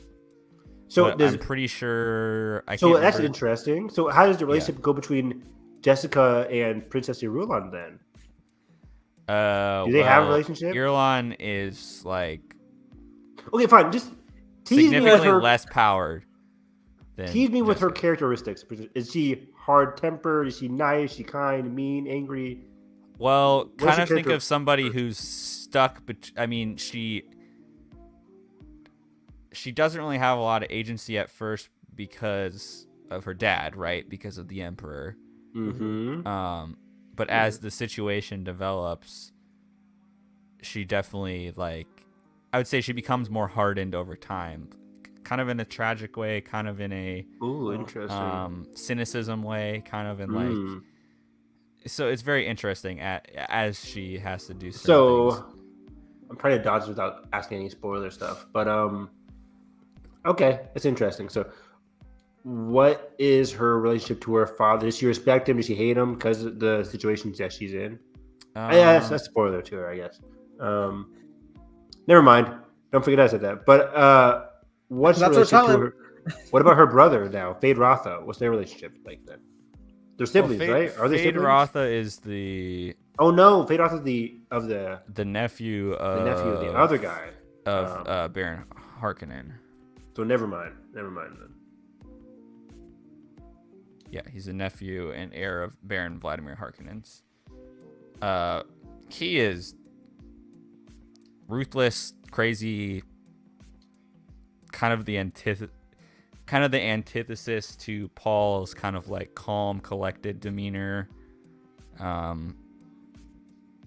If that makes sense. Kind of imagine them kind of like the classic rival scenario that just kind of pops up in fiction of the complete opposite personality. So he's kind of got that Harkonnen, kind of greedy, kind of snark, I guess would be the way to put it. Okay. So it's very interesting to watch that. That should be interesting. Overconfident, I would say. Is that his weakness? You shall see. Okay. What do you think about the casting then for as Austin Butler? I really thought they were gonna give it to Barry, but Me too. Then I saw, especially just seeing this Elvis trailer, then I start because I don't know if I've seen him in anything else. Me neither. But it sounds like this performance in Elvis is supposed to be really incredible. So I do not like the trailer though. Not a huge Elvis trailer fan. What I like about this casting is it will really the white sell strip? me on buying one person as Fade Rotha instead of like if I see like a Tom Holland be Fade Rotha. I'm like, I can't. It's too. I like the career point that Austin Butler is at, where he's going to this first giant role, or it will be his second big role. The Mark Hamill. You know what I mean? Because then I'm Yeah. like, oh, Mark- that's Mark was on Fade. TV. That's Fade. That's not. It kind of sucks, and obviously, like a bunch of actors, like if William Dafoe, like I don't see William Dafoe as Goblin in other movies, but sometimes it's hard. It's like the Daniel Radcliffe effect. I agree. You I know what you're I saying. Like, Yeah. so it's cool because for like the immersion effect of Dune, I really like these casting choices, and I think, especially Florence Pugh, like she can disappear into anything. yeah, But- I think that's what they're counting on too, because it's gonna be. A Little Women reunion. And I think it'll be a little it won't be not like a stretch role for Florence, but it will be very different, I think, than anything she's played before. Nice. In terms of That's a good personality, point. Which So she's played an action hero in Black Widow. Mm-hmm. She was the sister in Little Women, which might be my favorite performance from her. Little Women. And then, of course, I'm blanking on other movies that she's been in. But yeah, she's been in a lot of things. So. what's that wrestling movie she's in? Oh, Fighting with My Family. Great movie. Yeah. I think that was the first thing I saw her in. Yeah. I bought it. I didn't watch it. It's really good. We watched it like as a Friday night movie thing with my family, and we all really liked it. Nice. Let me look up Florence. But yeah, Pugh. so I'm hyped for her. Oh, Midsommar, obviously. Oh, that's good. I never heard of Hawkeye before. Indie film. Yeah, probably. But it was just very I'm just very curious. Is she in Oppenheimer? Why is she in? Yeah, she's in Oppenheimer. They're filming that right now. Who's Wow. not? I forgot about that. Wow. She is. Let me tell you who she is. How can you forget? Playing Jean Tatlock. I don't know who that is. Oh. I said this about Oppenheimer. I'm like, all these cast, this whole big cast, like they're probably gonna get 1 minute of screen time. Like if you're not the first four that were named, like Robert Downey Jr., of course.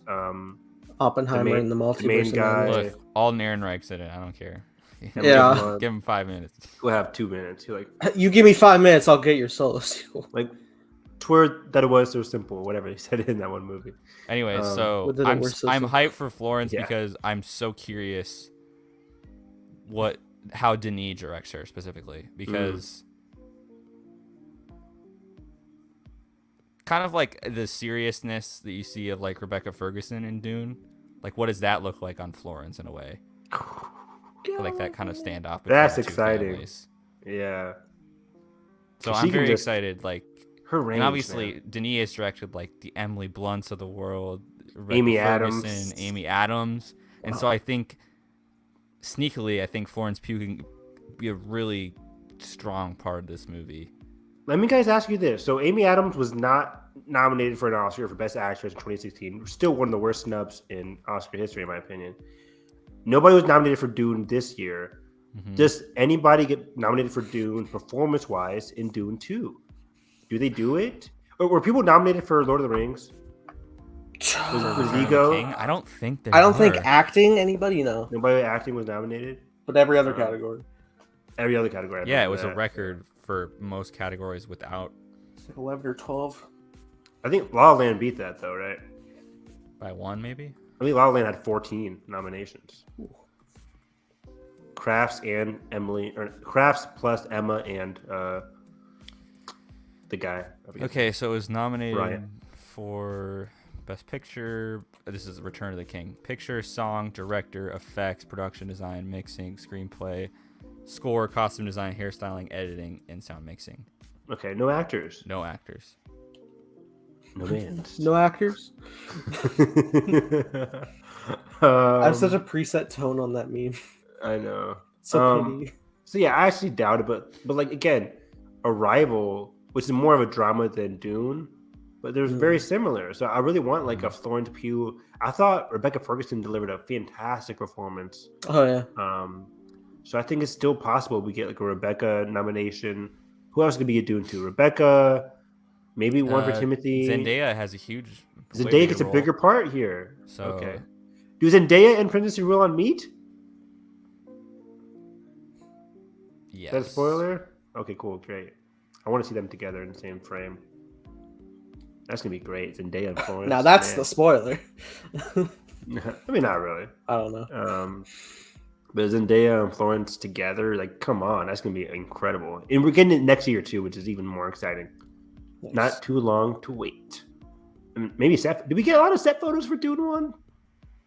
Not really. No, I don't think we got anything. It was just the they released photos. Yeah.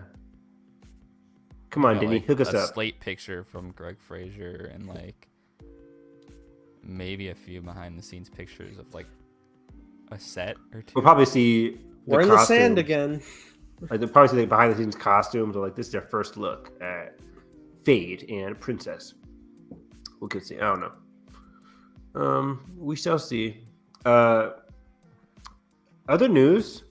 So a couple weeks ago, which is still very funny because we get the teaser for DC 2022, but a lot of their movies moved out of the picture. This year, maybe. So starting from recent to now farther away, Shazam has moved from June 2023 all the way, or I think was it March or June 2023, whichever way. It moved from 2023 to December 16th, 2022. So it's up. Moved all the way up. Oh, and now I forgot about this whole deal. Yeah, Shazam's competing with Avatar 2 now. They finally realized these kids are aging, man. We gotta go.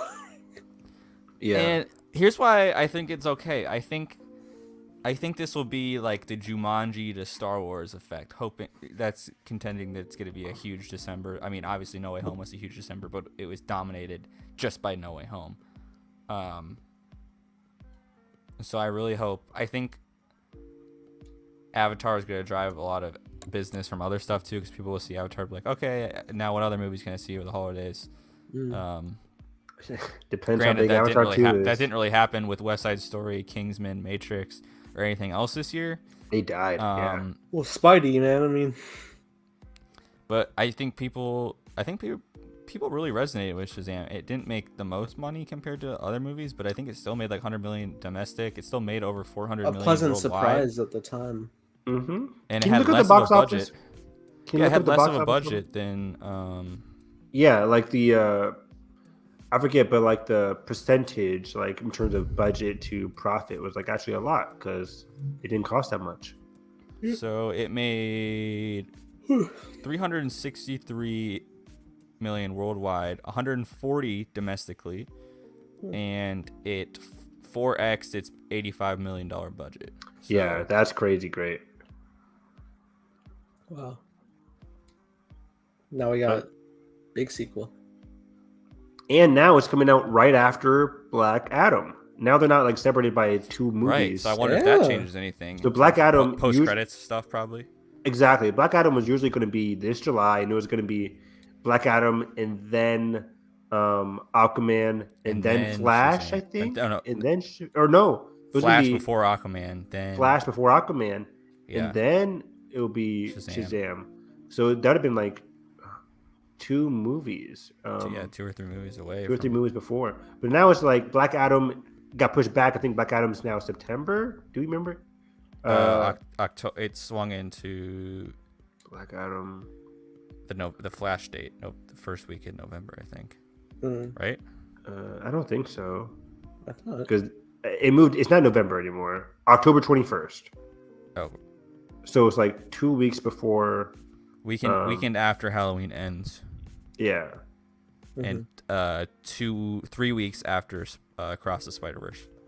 Which is plenty of time, and that was like before Black Panther 2. So I think it's a good spot. 2 now. weeks or 3 weeks after Black Adam is Black Panther. 2 weeks is fine, right? Oh, man, every time I see Creed 3 on the release schedule, I get so hyped. Can't wait. So yeah, Black Adam probably going to lead right into Shazam, which is very exciting. I don't know if Black Adam's going to be in Shazam, maybe a tease, but yeah, I like these movies being close together. Hopefully more people will watch Shazam 2 than they did Shazam 1. But we shall see. I'm excited to see. Rachel Zegler gets another December release. Yeah, and we got who else was in this movie? Helen Mirren. Helen Mirren. Really excited for that. From Fast and Furious fame, right? Yes. Not her like 50-year career. That's my favorite thing. I know, Meryl right? Streep from I don't know. Mary Poppins from returns. Don't Look Up. I think she played like the Queen in like 3 separate period piece movies I believe it. that aren't connected, but she just played it. It's amazing. Little Woman's Meryl Streep. So December 16th, Shazam Fury of the She is in Gods. that. Yeah. And Aquaman now is now moved all the way to March 16th, 2023. March. Yep. Which we just had in a March DC 1 movie week in the Batman, so After Dungeons and Dragons. flop. Hey now. That was the old one. Directors of Game Night who ditched Flash. Ooh, I do love 2. those guys. Yeah. And also I think Chris Pine's in it, and I like that guy a lot. Best The Chris in Pine Star. business. so Best Chris in the business, Chris Pine. I would not count this movie pretty good. out. Okay, fine. I'll give it a chance. And But then the week after, so the whole month of March goes. The first week is Dungeons and Dragons. okay. Second week is Aquaman. Okay. Third week, John Wick Chapter 4. Ooh. And the fourth week is the A Quiet Place spinoff. What are we gonna say, guys? March 2017. 2017? Every day I wake up. And 2 weeks before Dungeons and Dragons is the Marvels. So we really have. Wow. And holy also shit. 2 weeks before that is M. Night Shyamalan's Knock at the Cabin. Oh shit! Oh, 2023. We're gonna die. And 2 weeks after A Quiet Place, we get the 65 finally with Adam Driver. Adam Driver. And Nicolas Cage in Renfield as Dracula. Dracula. The same weekend. That photos came out yesterday of him and Dracula. And 2 weeks after that, Guardians 3. 2 weeks after that, Fast and Furious. Then Little Mermaid. Okay, I'm getting depressed. These movies are too 2023 close to each other. 2023 is a way better start to their year than The summer, yeah. I'm having This a year was panic so. attack. This year is so empty from January up until Batman, Yeah, it really and was. even after Batman came out, nothing came out in March this year, besides Batman and now Lost City this weekend. This week is this year has been Lost City of. I think it's called Lost City now. It used to be called Lost City of D. Remember that? Was it? That's right. Yeah, it was. They changed the title to. Was to it Lost purposely City. parody? Yeah, or not of Lost City of Z, but just. I need to watch that though. That's really good with Tom Holland. Tom Hardy is in it, is he?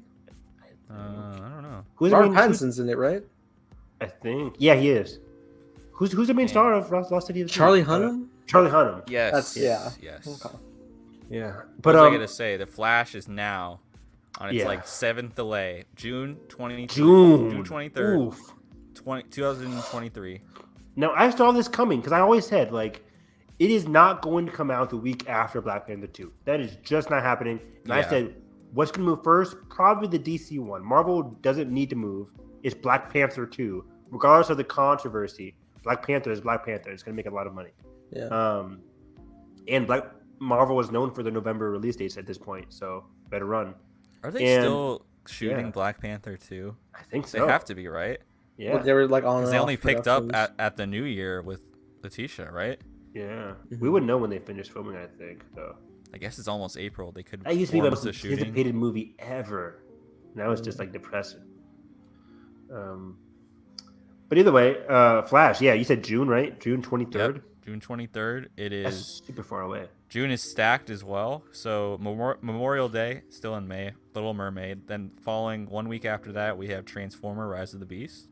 Great. 1 week With after that, we yeah, have an untitled Pixar movie, and then probably The great. Flash, and then a week after Flash is Indiana Jones 5, Yes, James and Mangold. then 2 weeks after that is Mission Impossible 7, and a week after that Yes. is Oppenheimer, and a week after that is Oh. Ant-Man and the Wasp, Okay. and a week that- after that is The Meg 2. For real? They Yeah, making dead that? ass. Meg 2, The Trench, it's coming. The Trench. This Hell is the fucking Trench yes. movie. I'm in. I'm fucking in. I love that movie. It's ridiculous. Yeah, in the Ridiculous. summertime, I want to see that with like friends. That should be fun. Seeing the Meg was ridiculous. He stabbed a shark in the eye. Awesome. Oh, and then we got the Teenage Mutant Ninja Turtles movie and Blue Beetle, August 18th, baby, in theaters. Zolo. That's gonna be fun to watch. Zone. So let's break these DC release dates down. So starting back, Flash now in the June release date. Mhm. Does this affect Batgirl, which is still at this point getting the HBO Max release? They are filming now. Rumored to be the end of this year, right? Rumored to be the end of this year, Like December. but it was rumored. With Flash now being in June and Flashpoint having to deal with Michael Keaton's Batman coming into the main Good DC point. universe, we know in this movie we've seen material with Gordon looking great, by the way, like orange red hair, J.K. Simmons. J.K. Simmons, we've seen Leslie Grace filming. We've seen Firefly played by Brendan Fraser. So Right. a lot of that can be filmed can be seen anytime. But the whole big idea was that they're getting Michael Keaton back into this fold. Would it make sense if Michael Keaton just be in this movie without context of the Flash? I don't know. Are they going to delay that all the way to June as well? They could. No, I mean, There's no release date. There's just no. It's just rumored to be December. We just think it is, because they're filming right now. But it could be anytime.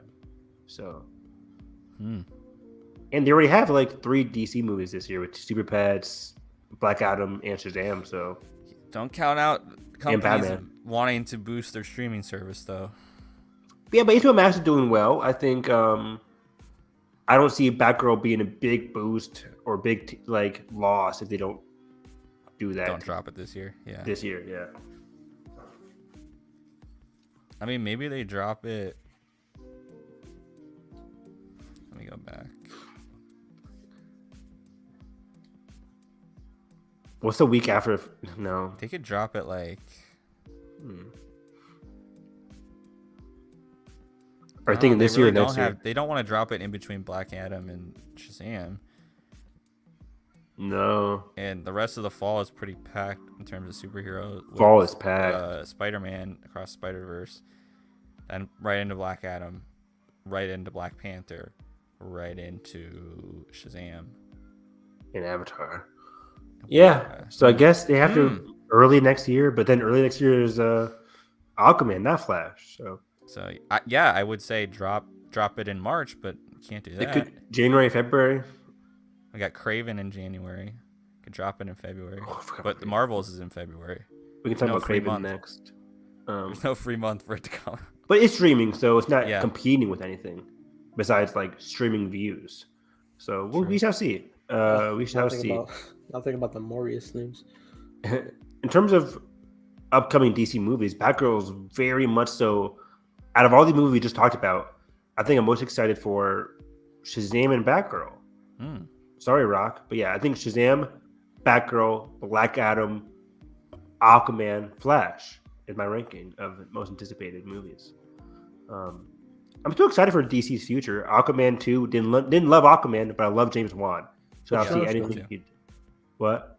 Ocean. I just love Worldwide. the world, the world building of it, even though it's still. If they could just tighten up the script, even just like 20%, like I think Tighten up that tone. That tone is just very Yeah. jarring for me. Like it's gonna be action adventure, but then it's a serious emotional story. But then also we're laughing. funny about peeing Yeah. in the thing, like I yeah. couldn't take Black Manta, one of my favorite DC villains, seriously. Like I couldn't Right. take him seriously. Because the movie doesn't frame it as that. I mean, No. it does when it's like the father-son stuff, but then the moment it's not that, But even is, like, then, the cartoonish father and son on stuff screen. was very like low. Like his son's dying. Like save my son. Aquaman's like no, because you're just trying to kill me. Like as an audience member, I'm like, why would he try to save you? But then I'm also supposed to be invested in the new Black Manta now. I just wasn't. Mhm. And it's Yaya. Hopefully I didn't butcher his name, but he's great, and I want Yeah, him I to need have more a great unmasked scenes with him. yes. Even though he just built a new mask at the end of the movie. Yeah. Let's go. Um, so we'll see. And they had that goofy scientist character with him, so I don't know. But yeah, the lore of Aquaman is just very interesting. I love learning about the new kingdoms, the new adventure. I love that Indiana Jones style. Tell me anything's going to be like Indiana Jones, and I'm going to love it. Yeah. But Uncharted is gonna be like Indiana Jones. really, but so I'm curious. I'm curious. I like James Wan a lot. Malignant is a masterpiece now. I love that movie. Hell So, yeah. But then Flash, I'm excited for Keaton. I'm excited for to see how they do the story really for Flash. Like I like Right. what's the director's name again? Andy Muschietti. Yes. Andy Muschietti. I think he's watching him. Remember from last year DC fandom, like he had a lot of passion for this project. Like that video of him casting the girl who plays Supergirl. Love that video. Like she was very excited to play Supergirl. I think I'm a big Supergirl fan as a character. So as you can see, I'm excited for everybody besides the character of the Flash. Right, which it becomes a weird paradox for a Flash movie because Right? how do you, if it's not the origin, obviously, is it, how do we establish that emotional core while not doing like 17 other things at once with whatever the whole time thing is being messed up? You know what I mean? So I wonder. Exactly, because I think the movie is like, as we see in that little trailer for 2022 DC movies, it's still about his mom. Like he goes to his mom's, right? I Yeah, think, like, yeah, we Flash see movie. the house. The question, like, why do you go back to this time barrier or something like that? It's like the movie Flashpoint, whatever they want to do with it, the cornerstone for Barry's childhood and his character is all about the tragedy about his mom and how Reverse Flash killed his mom. Are they going to reveal Reverse Flash to be in this movie? At this point, probably not, which is disappointing. Right. Do we even know who the villain is? No. Oh, the rumor is like the evil Barry, I think, is Oh, right. is a Yeah. hot rumor. The right other Ezra, right? now. Other Barry, other Ezra, yeah, exactly. So I think in it's the a trailer purple suit. we see two Ezras, Yeah, I think we see 3. three Oh, no, including the other ours, one's, the original. yeah, The original Barry. There's the Barry that he goes to in Michael Keaton's time, probably. right. No, that would make sense. I don't know, but like the one with the version of Supergirl, like a Supergirl's like in a mansion or something like that. Mhm. I think that world has another Ezra in it. So I don't know. Either way, Flash. I'm not as like unexcited as most people. I still hate the whole behind the scenes stuff, which is very troubling with Cyborg and all that WB stuff. But I don't know. I don't want to count Andy out. I think the guy, regardless of what WB producing wise is doing, I think Andy is like, I want to make a good Flash movie. So Yeah, and I think I'll give him the benefit of the doubt until I see it. yeah, and I think Shazam. I think Shazam's probably going to be the. I hope Shazam blows up even more because I think David Sandberg deserves it too. I think all of the emotional moments in Shazam work so well because of his directing. I agree. And who's directing Batgirl again? The two. It's the co-directors. I can't remember their names. Maybe I'm thinking Blue Beetle. But yeah, I'm excited for Leslie Grace's Batgirl. And of course, I'm so excited to see Brendan Fraser just kind of on these resurgence roles of being back on the big screen. Fresh off Doom Patrol, I'd imagine. Fresh off Doom Patrol. I gotta watch that show. Me too. Yeah. I've heard better things than Titans, so I guess that's good. But yeah, DC. That 2022 trailer seems so misleading now. It's not happening. In Black Adam, I'm still excited for it. Yeah, I me think too. it looks cool, and I'm excited to see who's the mystical guy. God, he's in Young Justice. Gosh, Captain Dr. Fate. Fate. Dr. Fate. Captain Fate. And is Zatanna in the movie? No, they're doing a show or something with. Yeah, they're doing a movie or show for Zatanna. So we have Dr. Fate, then we have Justice Society in Oh, and Hawkman. Aldous Hodge is Hawkman, right? I'm excited to see him. What's the girl playing? It's Hawkman. And then there's the guy from There's Noah Centineo. I don't know Noah whose Centineo. character it is. I forget his play.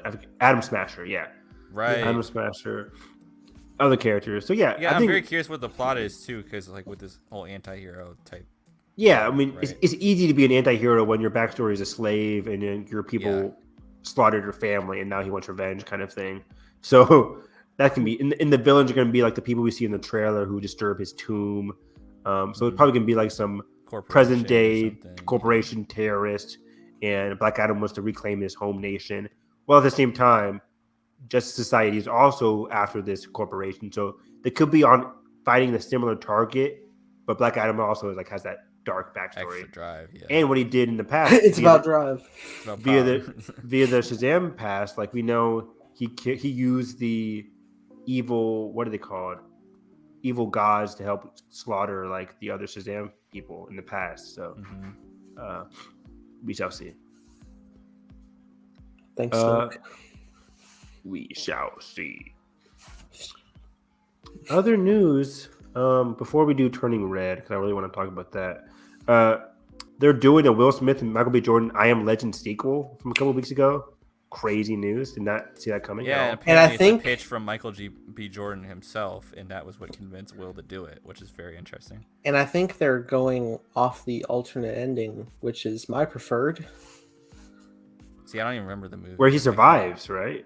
Yeah, it's not just like him surviving. It's because the original one was like sacrifice myself, take out these monsters, and like for the good of humanity, we have the cure. But the other alternate ending is he sees that the monsters are just like trying to get help of their own kind because they're this new species, and really we're the fucking monsters, man, because we've been just killing this new breed of life.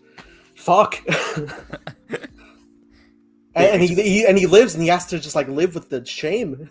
Wait, explain that? Like they're just a new evolved species of humans? Yeah, they're not like mindless zombies. They're their own like consciousness that have been trying to communicate with. Yeah, humans. And they've just been trying to survive too. And Will realizes that in that moment when they're like showing compassion for each other, and he walks out past them. They're not even attacking him, and he just has this fucking shame over him, and that's what he lives with. I need to watch that. But the studio was like, but humanity, which isn't nuanced at all. Yeah, I mean, especially when you get that dog scene. It's like it makes it seem like that curse thing. That thing is bad. Like you get like you turn and you never go good again or something. I don't know. Like it paints it in a negative light, at least in the movie. Interesting, Nathan. I gotta rewatch that. I think that was the like. I think it's based on a book, and I think that was like its ending too. Okay, but it's gonna be curious. Like, do a lot of regular people know that? Because most people know it as a movie where Will Smith dies unceremoniously. Well, it's funny. Every time I hear I Am Legend brought up now, it's always around the difference of endings. Oh, okay. So maybe. Yeah. We shall see. Even like Voodoo right now, they have a sale. Voodoo, haha. But they have a sale, and it's specifically the alternate ending version. So it feels like a Blade Runner Final Cut type deal now. Yeah. I really want to hear Michael B. Jordan's pitch. He probably just watched I Am Legend one day, called up Will, was like, let's do this, bro. Like, I got an idea. I have an idea. Yeah, it sounds like Michael B. Jordan is just getting really involved in terms of producing and directing, which is cool. Yeah, right? Like, he's directing Creed 3. He's doing that Superman pitch. Yeah, so he's a big nerd. I like that. Anime guy who likes his Naruto, even though he says and he'll Naruto. go do like his state-of-the-art rom-com or whatever, where everyone's like, "Oh, Michael B. Jordan, he's so hot." Oh no, he's hot. Best part of Space Jam 2. I got Michael Jordan. That's Michael B. Jordan. Is that actually a fucking joke in that? Yeah, and it's him, and he's just like, "Oh, hi." God. Oh, really? He's in there? Yeah, that was a big moment. I didn't watch the movie. Yeah. Oh, it's pretty. Nathan's like, I saw it in theaters. I didn't. I watched it on HBO Max, and I think I gave it like 2 stars on Letterboxd. It was pretty low. When Nathan gives it 2 stars, Mary Jane. Oh yeah, she was Lola Bunny. Yeah, don't you remember the whole controversy? No, I'll follow Lola that. Bunny to be more hot or something, some crazy shit. She wasn't as curvy. God. Outed yourself as a furry. Good job. Got him. But yeah. I think that's pretty much it. There's a God of War series rumored for Amazon Prime. That Never seems very played fun. This. PlayStation Studios is really delving into a lot of projects. God of War, Uncharted, of course, was a big success. Last of Us is coming out next year. Ghost of Tsushima in development. So When is that?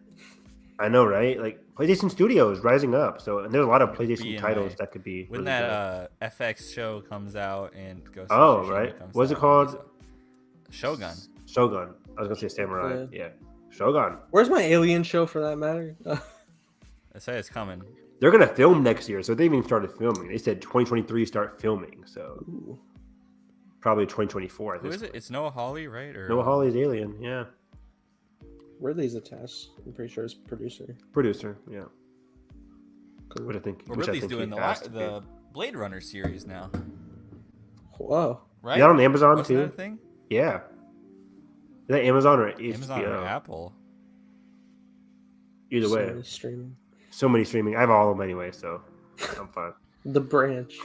I think that's it. Oh, there's a new Alien film with Fede Alvarez Oh, yeah. directing. I'm Excuse hyped me? for that. What? I haven't seen his Evil Dead, by the way. Oh. Now, when you say Alien film, Alien? Yeah, Alien as in Alien BP or Alien Ridley Scott. Yeah. Oh my! What? Hello? Wait, hold you on. didn't see this? No. Hello? No, like the series Alien, Nathan, like Ridley Scott, like My favorite? Yeah. Yeah. What? by a prominent horror director. Like it's happening. Don't breathe.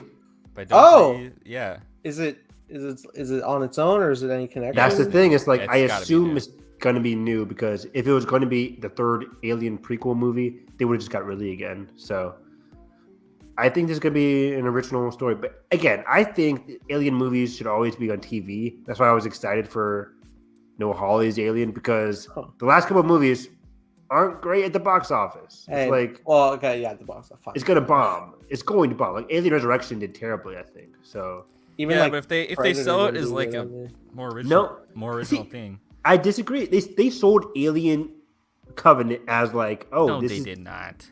yes, they did. They Ridley sold Scott's name was all over that. exactly, but they still. Well, I was saying well, yeah, I will say they put Ridley's name all over. They put Covenant, Ridley's name and they over were it. they were really leaning into like the xenomorphs that are back. Exactly. yeah, Like, 'cause remember they it made it jumped up seem on like a this. classic Alien story, and people came and did not see it. So I don't know. I don't I mean, think I felt the nuance, but I'm going to see it because I like Alien, but I don't think people are excited for franchises like Terminator, Alien, Predator. I think they're just done in theaters. didn't Dark Fate kind of underperform too? It Oh, did. yeah. Just all these classics, man. They're not doing it. The last Predator one bombed It did. badly, Yeah. and it was awful too. So yeah. But either way, we're at 152, and I think it's time to talk about Turning My Red. favorite movie of the year. Whoa! Whoa! No way, is it? Hey, Jello. What's up, Jello? You always catch it towards the end of our podcast. What's up, Jello? Rewind. Be kind. I need to watch Be Kind to Rewind. I hear it's really good with Jack Black. Is Turning Red your favorite movie of the year? Out of the very few I've seen, yeah, actually, Over Batman. it right over. It's just above. Wow! The emotions. I'm they must have got shocked. It is the emotions. I just, what can I say? I relate to teenage girls more. What can I say? Turning Red is number 10 right now. Out of 10 out of I think it's number 5 for me. 10 out of 18 for me. I haven't seen a lot of films. I've seen what 2, and then the 5, Harry Potter special. Carson? No, let me tell you what it is. Number 4, actually. I have. Whoa! So you have Cha-Cha. I got Resurrection at 5. Turning Red at 4. After Yang at 3. Cha-Cha Real Smooth at 2. And Batman at 1. 1 and 2 are going to be locked for a long time, I feel. For me as well. Cha-Cha and Batman. But Turning Red, I thought was really, really good. I didn't love it as much as other people, but I thought it was really strong. So Nathan, what did you love about it so much? Do you think it was over Batman? I'm shocked. Well, I mean, honestly, I mean, who doesn't love generational trauma as your antithesis? Which I know is like kind of core for Batman. And, you know, for all intents and purposes, Batman really is the, again, I want to pick up a camera and go. But this one, I want to pick up my fucking iPad and go. It's just... Yeah, it's interesting from an animation perspective, right? Because yeah, it's very... I watched the featurette making it's like different lighting style because it's yeah, like a lot of Pixar like movies, like say Incredibles 2, it's like they try to mimic like you know, cinematic lighting. yeah. Whereas like in the zoom ins and stuff on this shot, it's like, oh, like her face would like just randomly have like a strobe on it, or like, yeah, they said they were very anime influenced. yeah, which is fucking cool in some of the scenes, like especially when she's like first transforming and like running around, or like that chase sequence on the roof is so cool when she's like first running from school. Love Yeah. that scene. Yeah. Joe, we're talking about the new Disney Pixar film Turning Red, now streaming on Disney Plus. Yes, we're not sponsored, but I would be. I wish. Give us the money.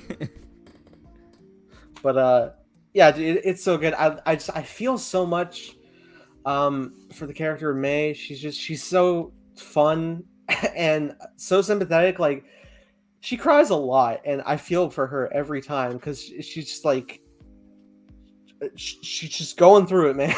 I understand. Right. Having to like suppress herself, and then I love how that. I love one of my favorite scenes in the movie is when the dad discovers the camera and comes to her room, and says, "Is this you?" and just like, "Don't suppress this." And it kind of feels like in some ways he compromised and kind of gave up his personality for the family to be, you know, kind of fit into the bigger picture of the family. Yeah. You see that when the grandma comes around, he's very much whipped into shape. Like, oh shit, I got like, yeah, he's the normal one of the family, and he's a big heart of the family as yes. well. Very good character. Very good which character. I think is just so like poignant by the end when she chooses to stay with the panda. I think it's just really the scene when they're separating. She looks back and the panda looks scared. Yeah, dude, that first ceremony scene. Oh, fantastic. Like when the movie began, or even when I saw the trailer, I'm like, she's going to want to keep the panda. But how did she going to get to that place? Was the question I had. And the journey was very, very well done. And my favorite scene was, like, I knew the mom was going to be very important, but I didn't know how important the mom was actually going to become.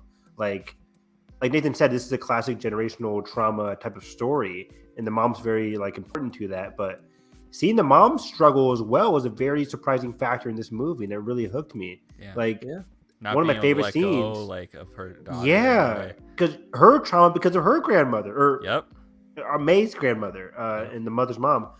All like it leads back and back. And my favorite scene in the movie is the younger version of the mom crying in the forest. I'm like, holy shit, this is such a great story idea to have her being in her like childish adolescent self and seeing May like witness that. And then just May being the caring one and not the mom. It's like the roles were kind reversed. of like when her mom trapped her panda, she also took with her innocence and whatever else was suppressed by her mother. Perfect, exactly. Which makes a lot of sense. Like May is trying to overcome that like feeling of being caged and sheltered. And the mom had that same issue. And now the mom's like doing the same thing to May. And it was just so good. Like that scene in the forest really surprised me. I'm like, oh wow, this is where the movie like really and of went course high the whole for me. boy band thing is so classic for like it's really great. 13-year-olds going it feels to a One very Direction like concert, you know. I need Jalen's take on K-pop. Yeah, they're supposed to be BTS, right? Like borderline. It feels like a mix. It feels like a mix of a Direction K-pop group and NSYNC. One Direction, yeah. Because it's 2002. I forgot. That's so weird, right? This movie takes place in 2002. I know, and then I was like, What the hell? forgot because like the MP3 players and I'm pretty sure the filmmakers were probably like closer to that age, and they're like. Probably. Which scares me because I'm like, oh shit, people who are like in our generation are starting to make. I would make a movies. 2000. I would make a 2000s period piece. Let's go.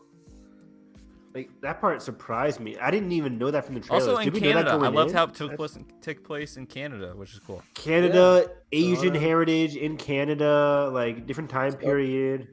Oh yeah, we love Godzilla vs King Kong. We love that. We had a whole discussion about the sequel to that earlier on. But wow, like this movie had so many surprises I didn't expect going in, and because you kind of see the trailer, you're like, okay, it looks fun, like an adolescent turning into a monster.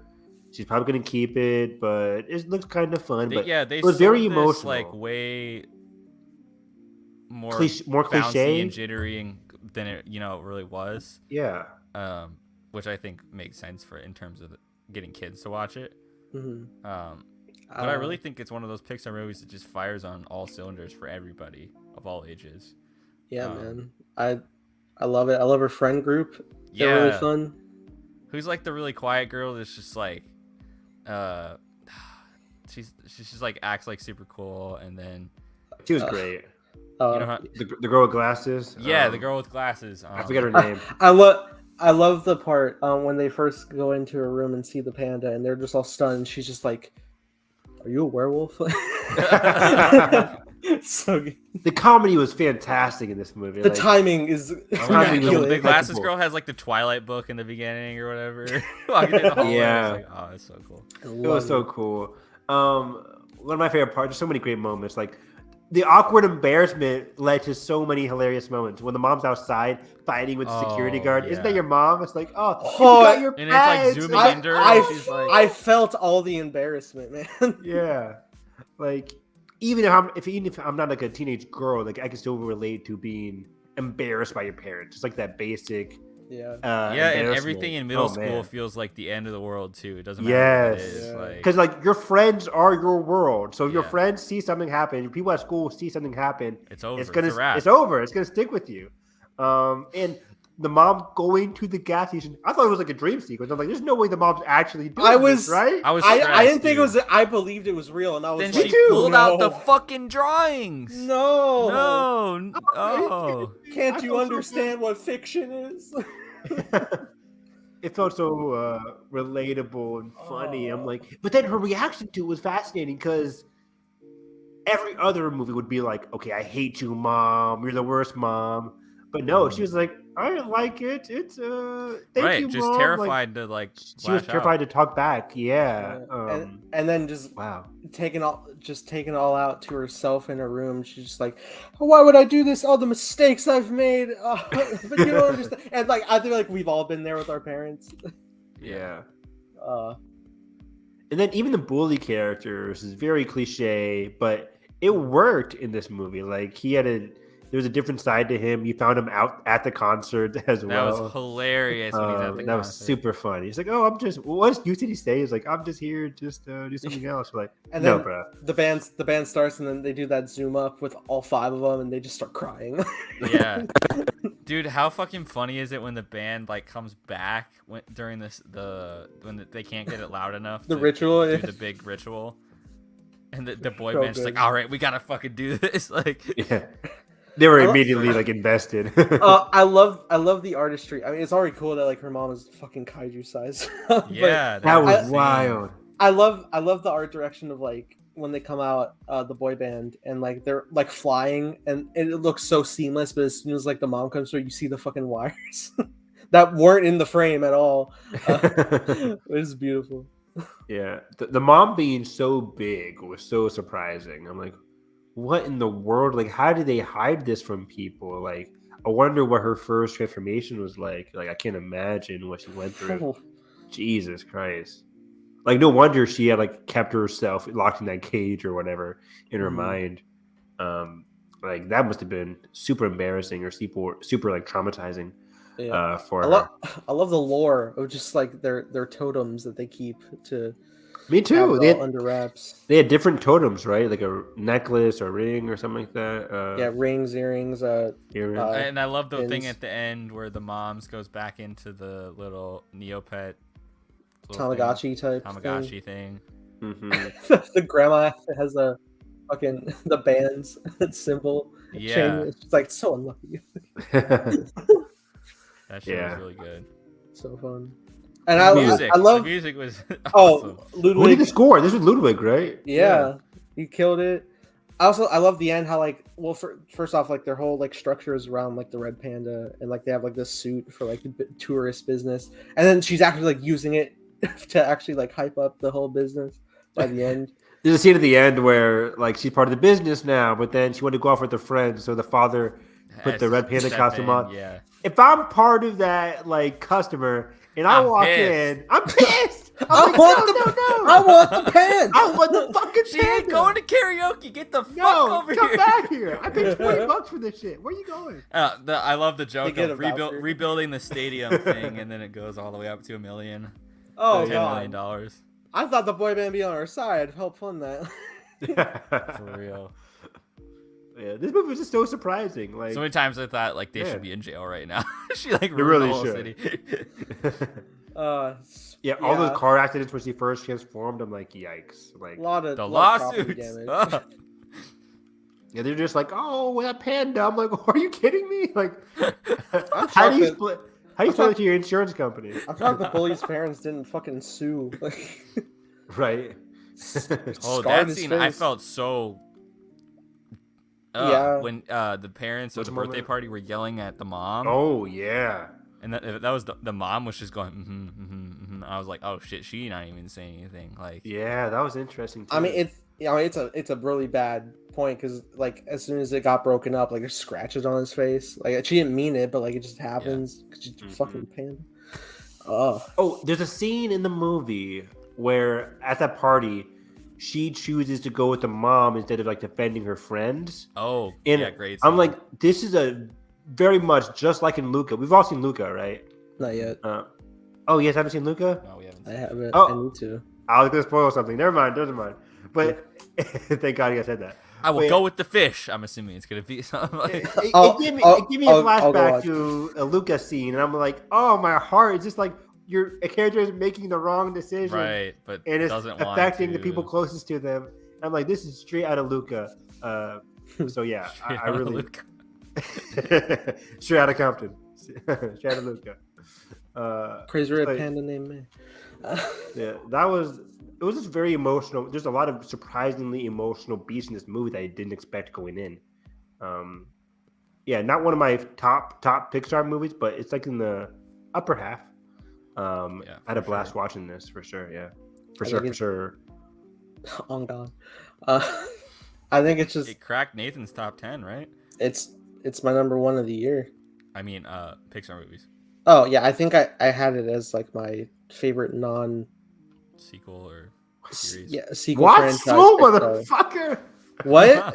Watch Oh, Soul. I need to watch Soul.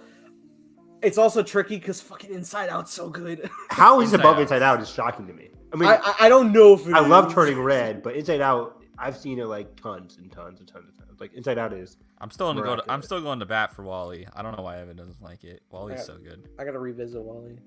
It's fine. I don't know why I never jumped. Maybe I saw it so late. Like I only saw it like 2 or 3 years ago. Okay. Ratatouille's just vibes. I'm not the biggest rat fan. So Oh, I'm not a Nathan, huge you gotta watch Ratatouille fan. Coco, dude. That's my number 10 Pixar movie. Remember me. Oh, feels. I'll learn. Wow. Oh wow. But I don't know, man. It's just God damn it. Like again with vibes.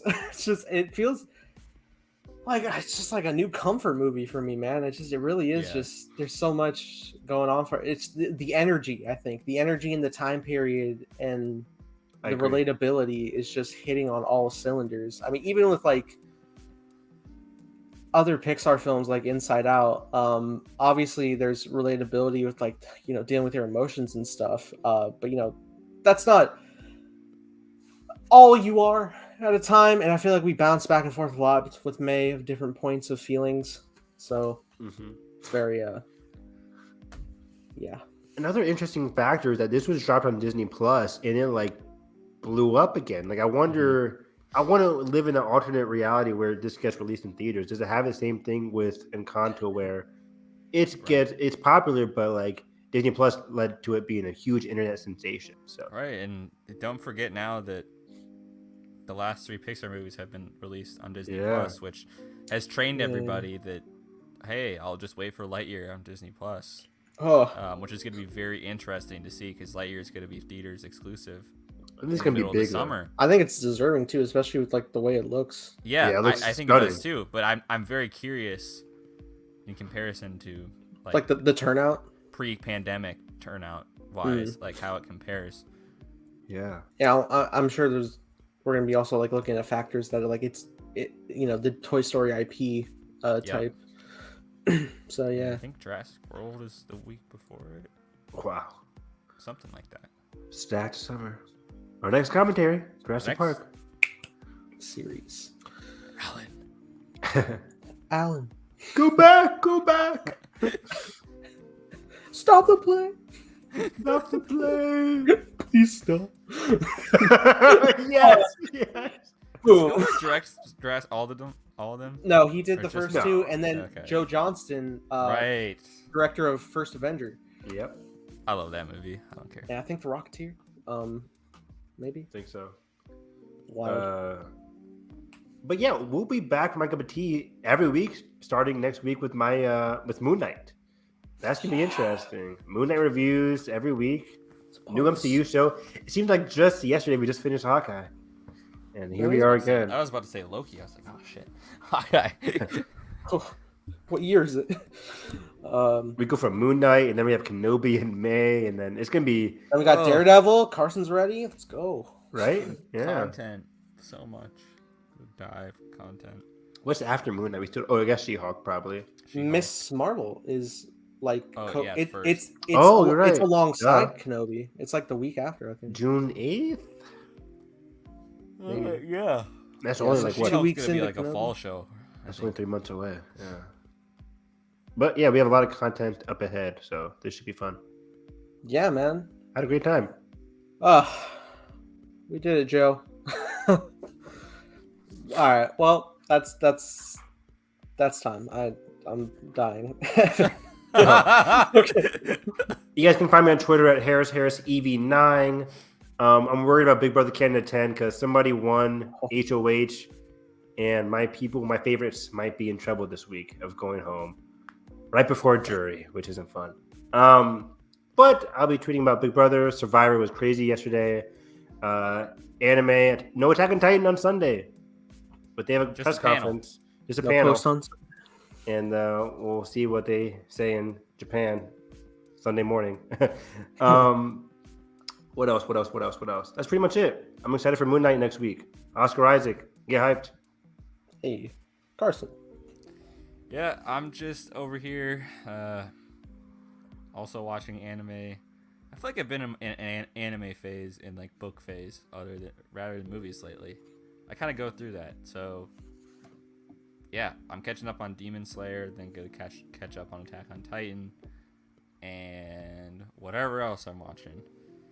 Nice. Yeah, and Lego Star Wars comes out soon. I'm excited to play that. Get back into playing video games. I haven't really played a game.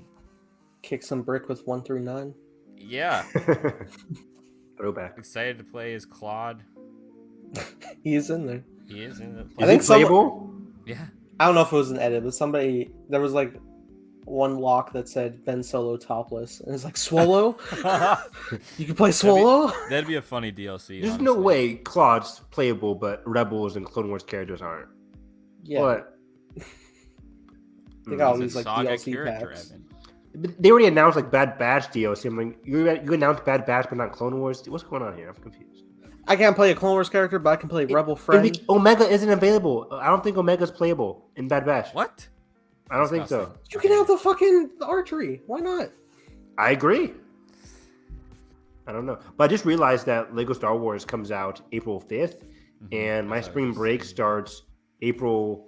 It's the week, that whole week. So I'll be out of school the entire week. So Ooh, when it comes out on Tuesday, the on whole Tuesday weekend you're gonna be gaming. Tuesday morning, I'm getting it, and then I'm playing all Wednesday, Thursday, Friday, Saturday, Sunday. So yeah, I'm excited. We gotta set up our gaming streams. Oh, and That'd be apparently fun. there's not like a customizable character. I don't think so. Really? I remember we talked about this, but I don't think there's customizable character in Go this. back to tank. I don't, which is shocking to me. Like, unless it's just like still hasn't been confirmed, even though we're literally 2 weeks away. I could be wrong, but again, I don't think there's customizable character, which is very upsetting. So, Oh. but we'll see. I'll just be playing as Ben the entire time. Will Indiana Jones be in it? It's the real question. I hope so. I hope so. Well, you can find me at _ Nathan Rojas, as well as here on the channel. All of us linked in the description. Time Blazer. It's changing for the better, I'd say. A lot of rewrites. Not a lot. But I think it's going to be something a bit more special, a bit more personal. And I think that's important to stand out. More the Batman, less the formula, as it were. What am I doing? What am I saying? What am I? I feel like fucking Peter in Amazing Spider-Man 2 at the fucking Gwen's college interview. Cut it. That's so good. But that being said, if you guys enjoyed our podcast, make sure you hit the like button, subscribe if not already. Come back for our non-Star Wars commentaries. Next week, we're doing Tombstone at last. You can hear the hype. That being said, hope you guys have a great day. And yeah, catch you guys next time.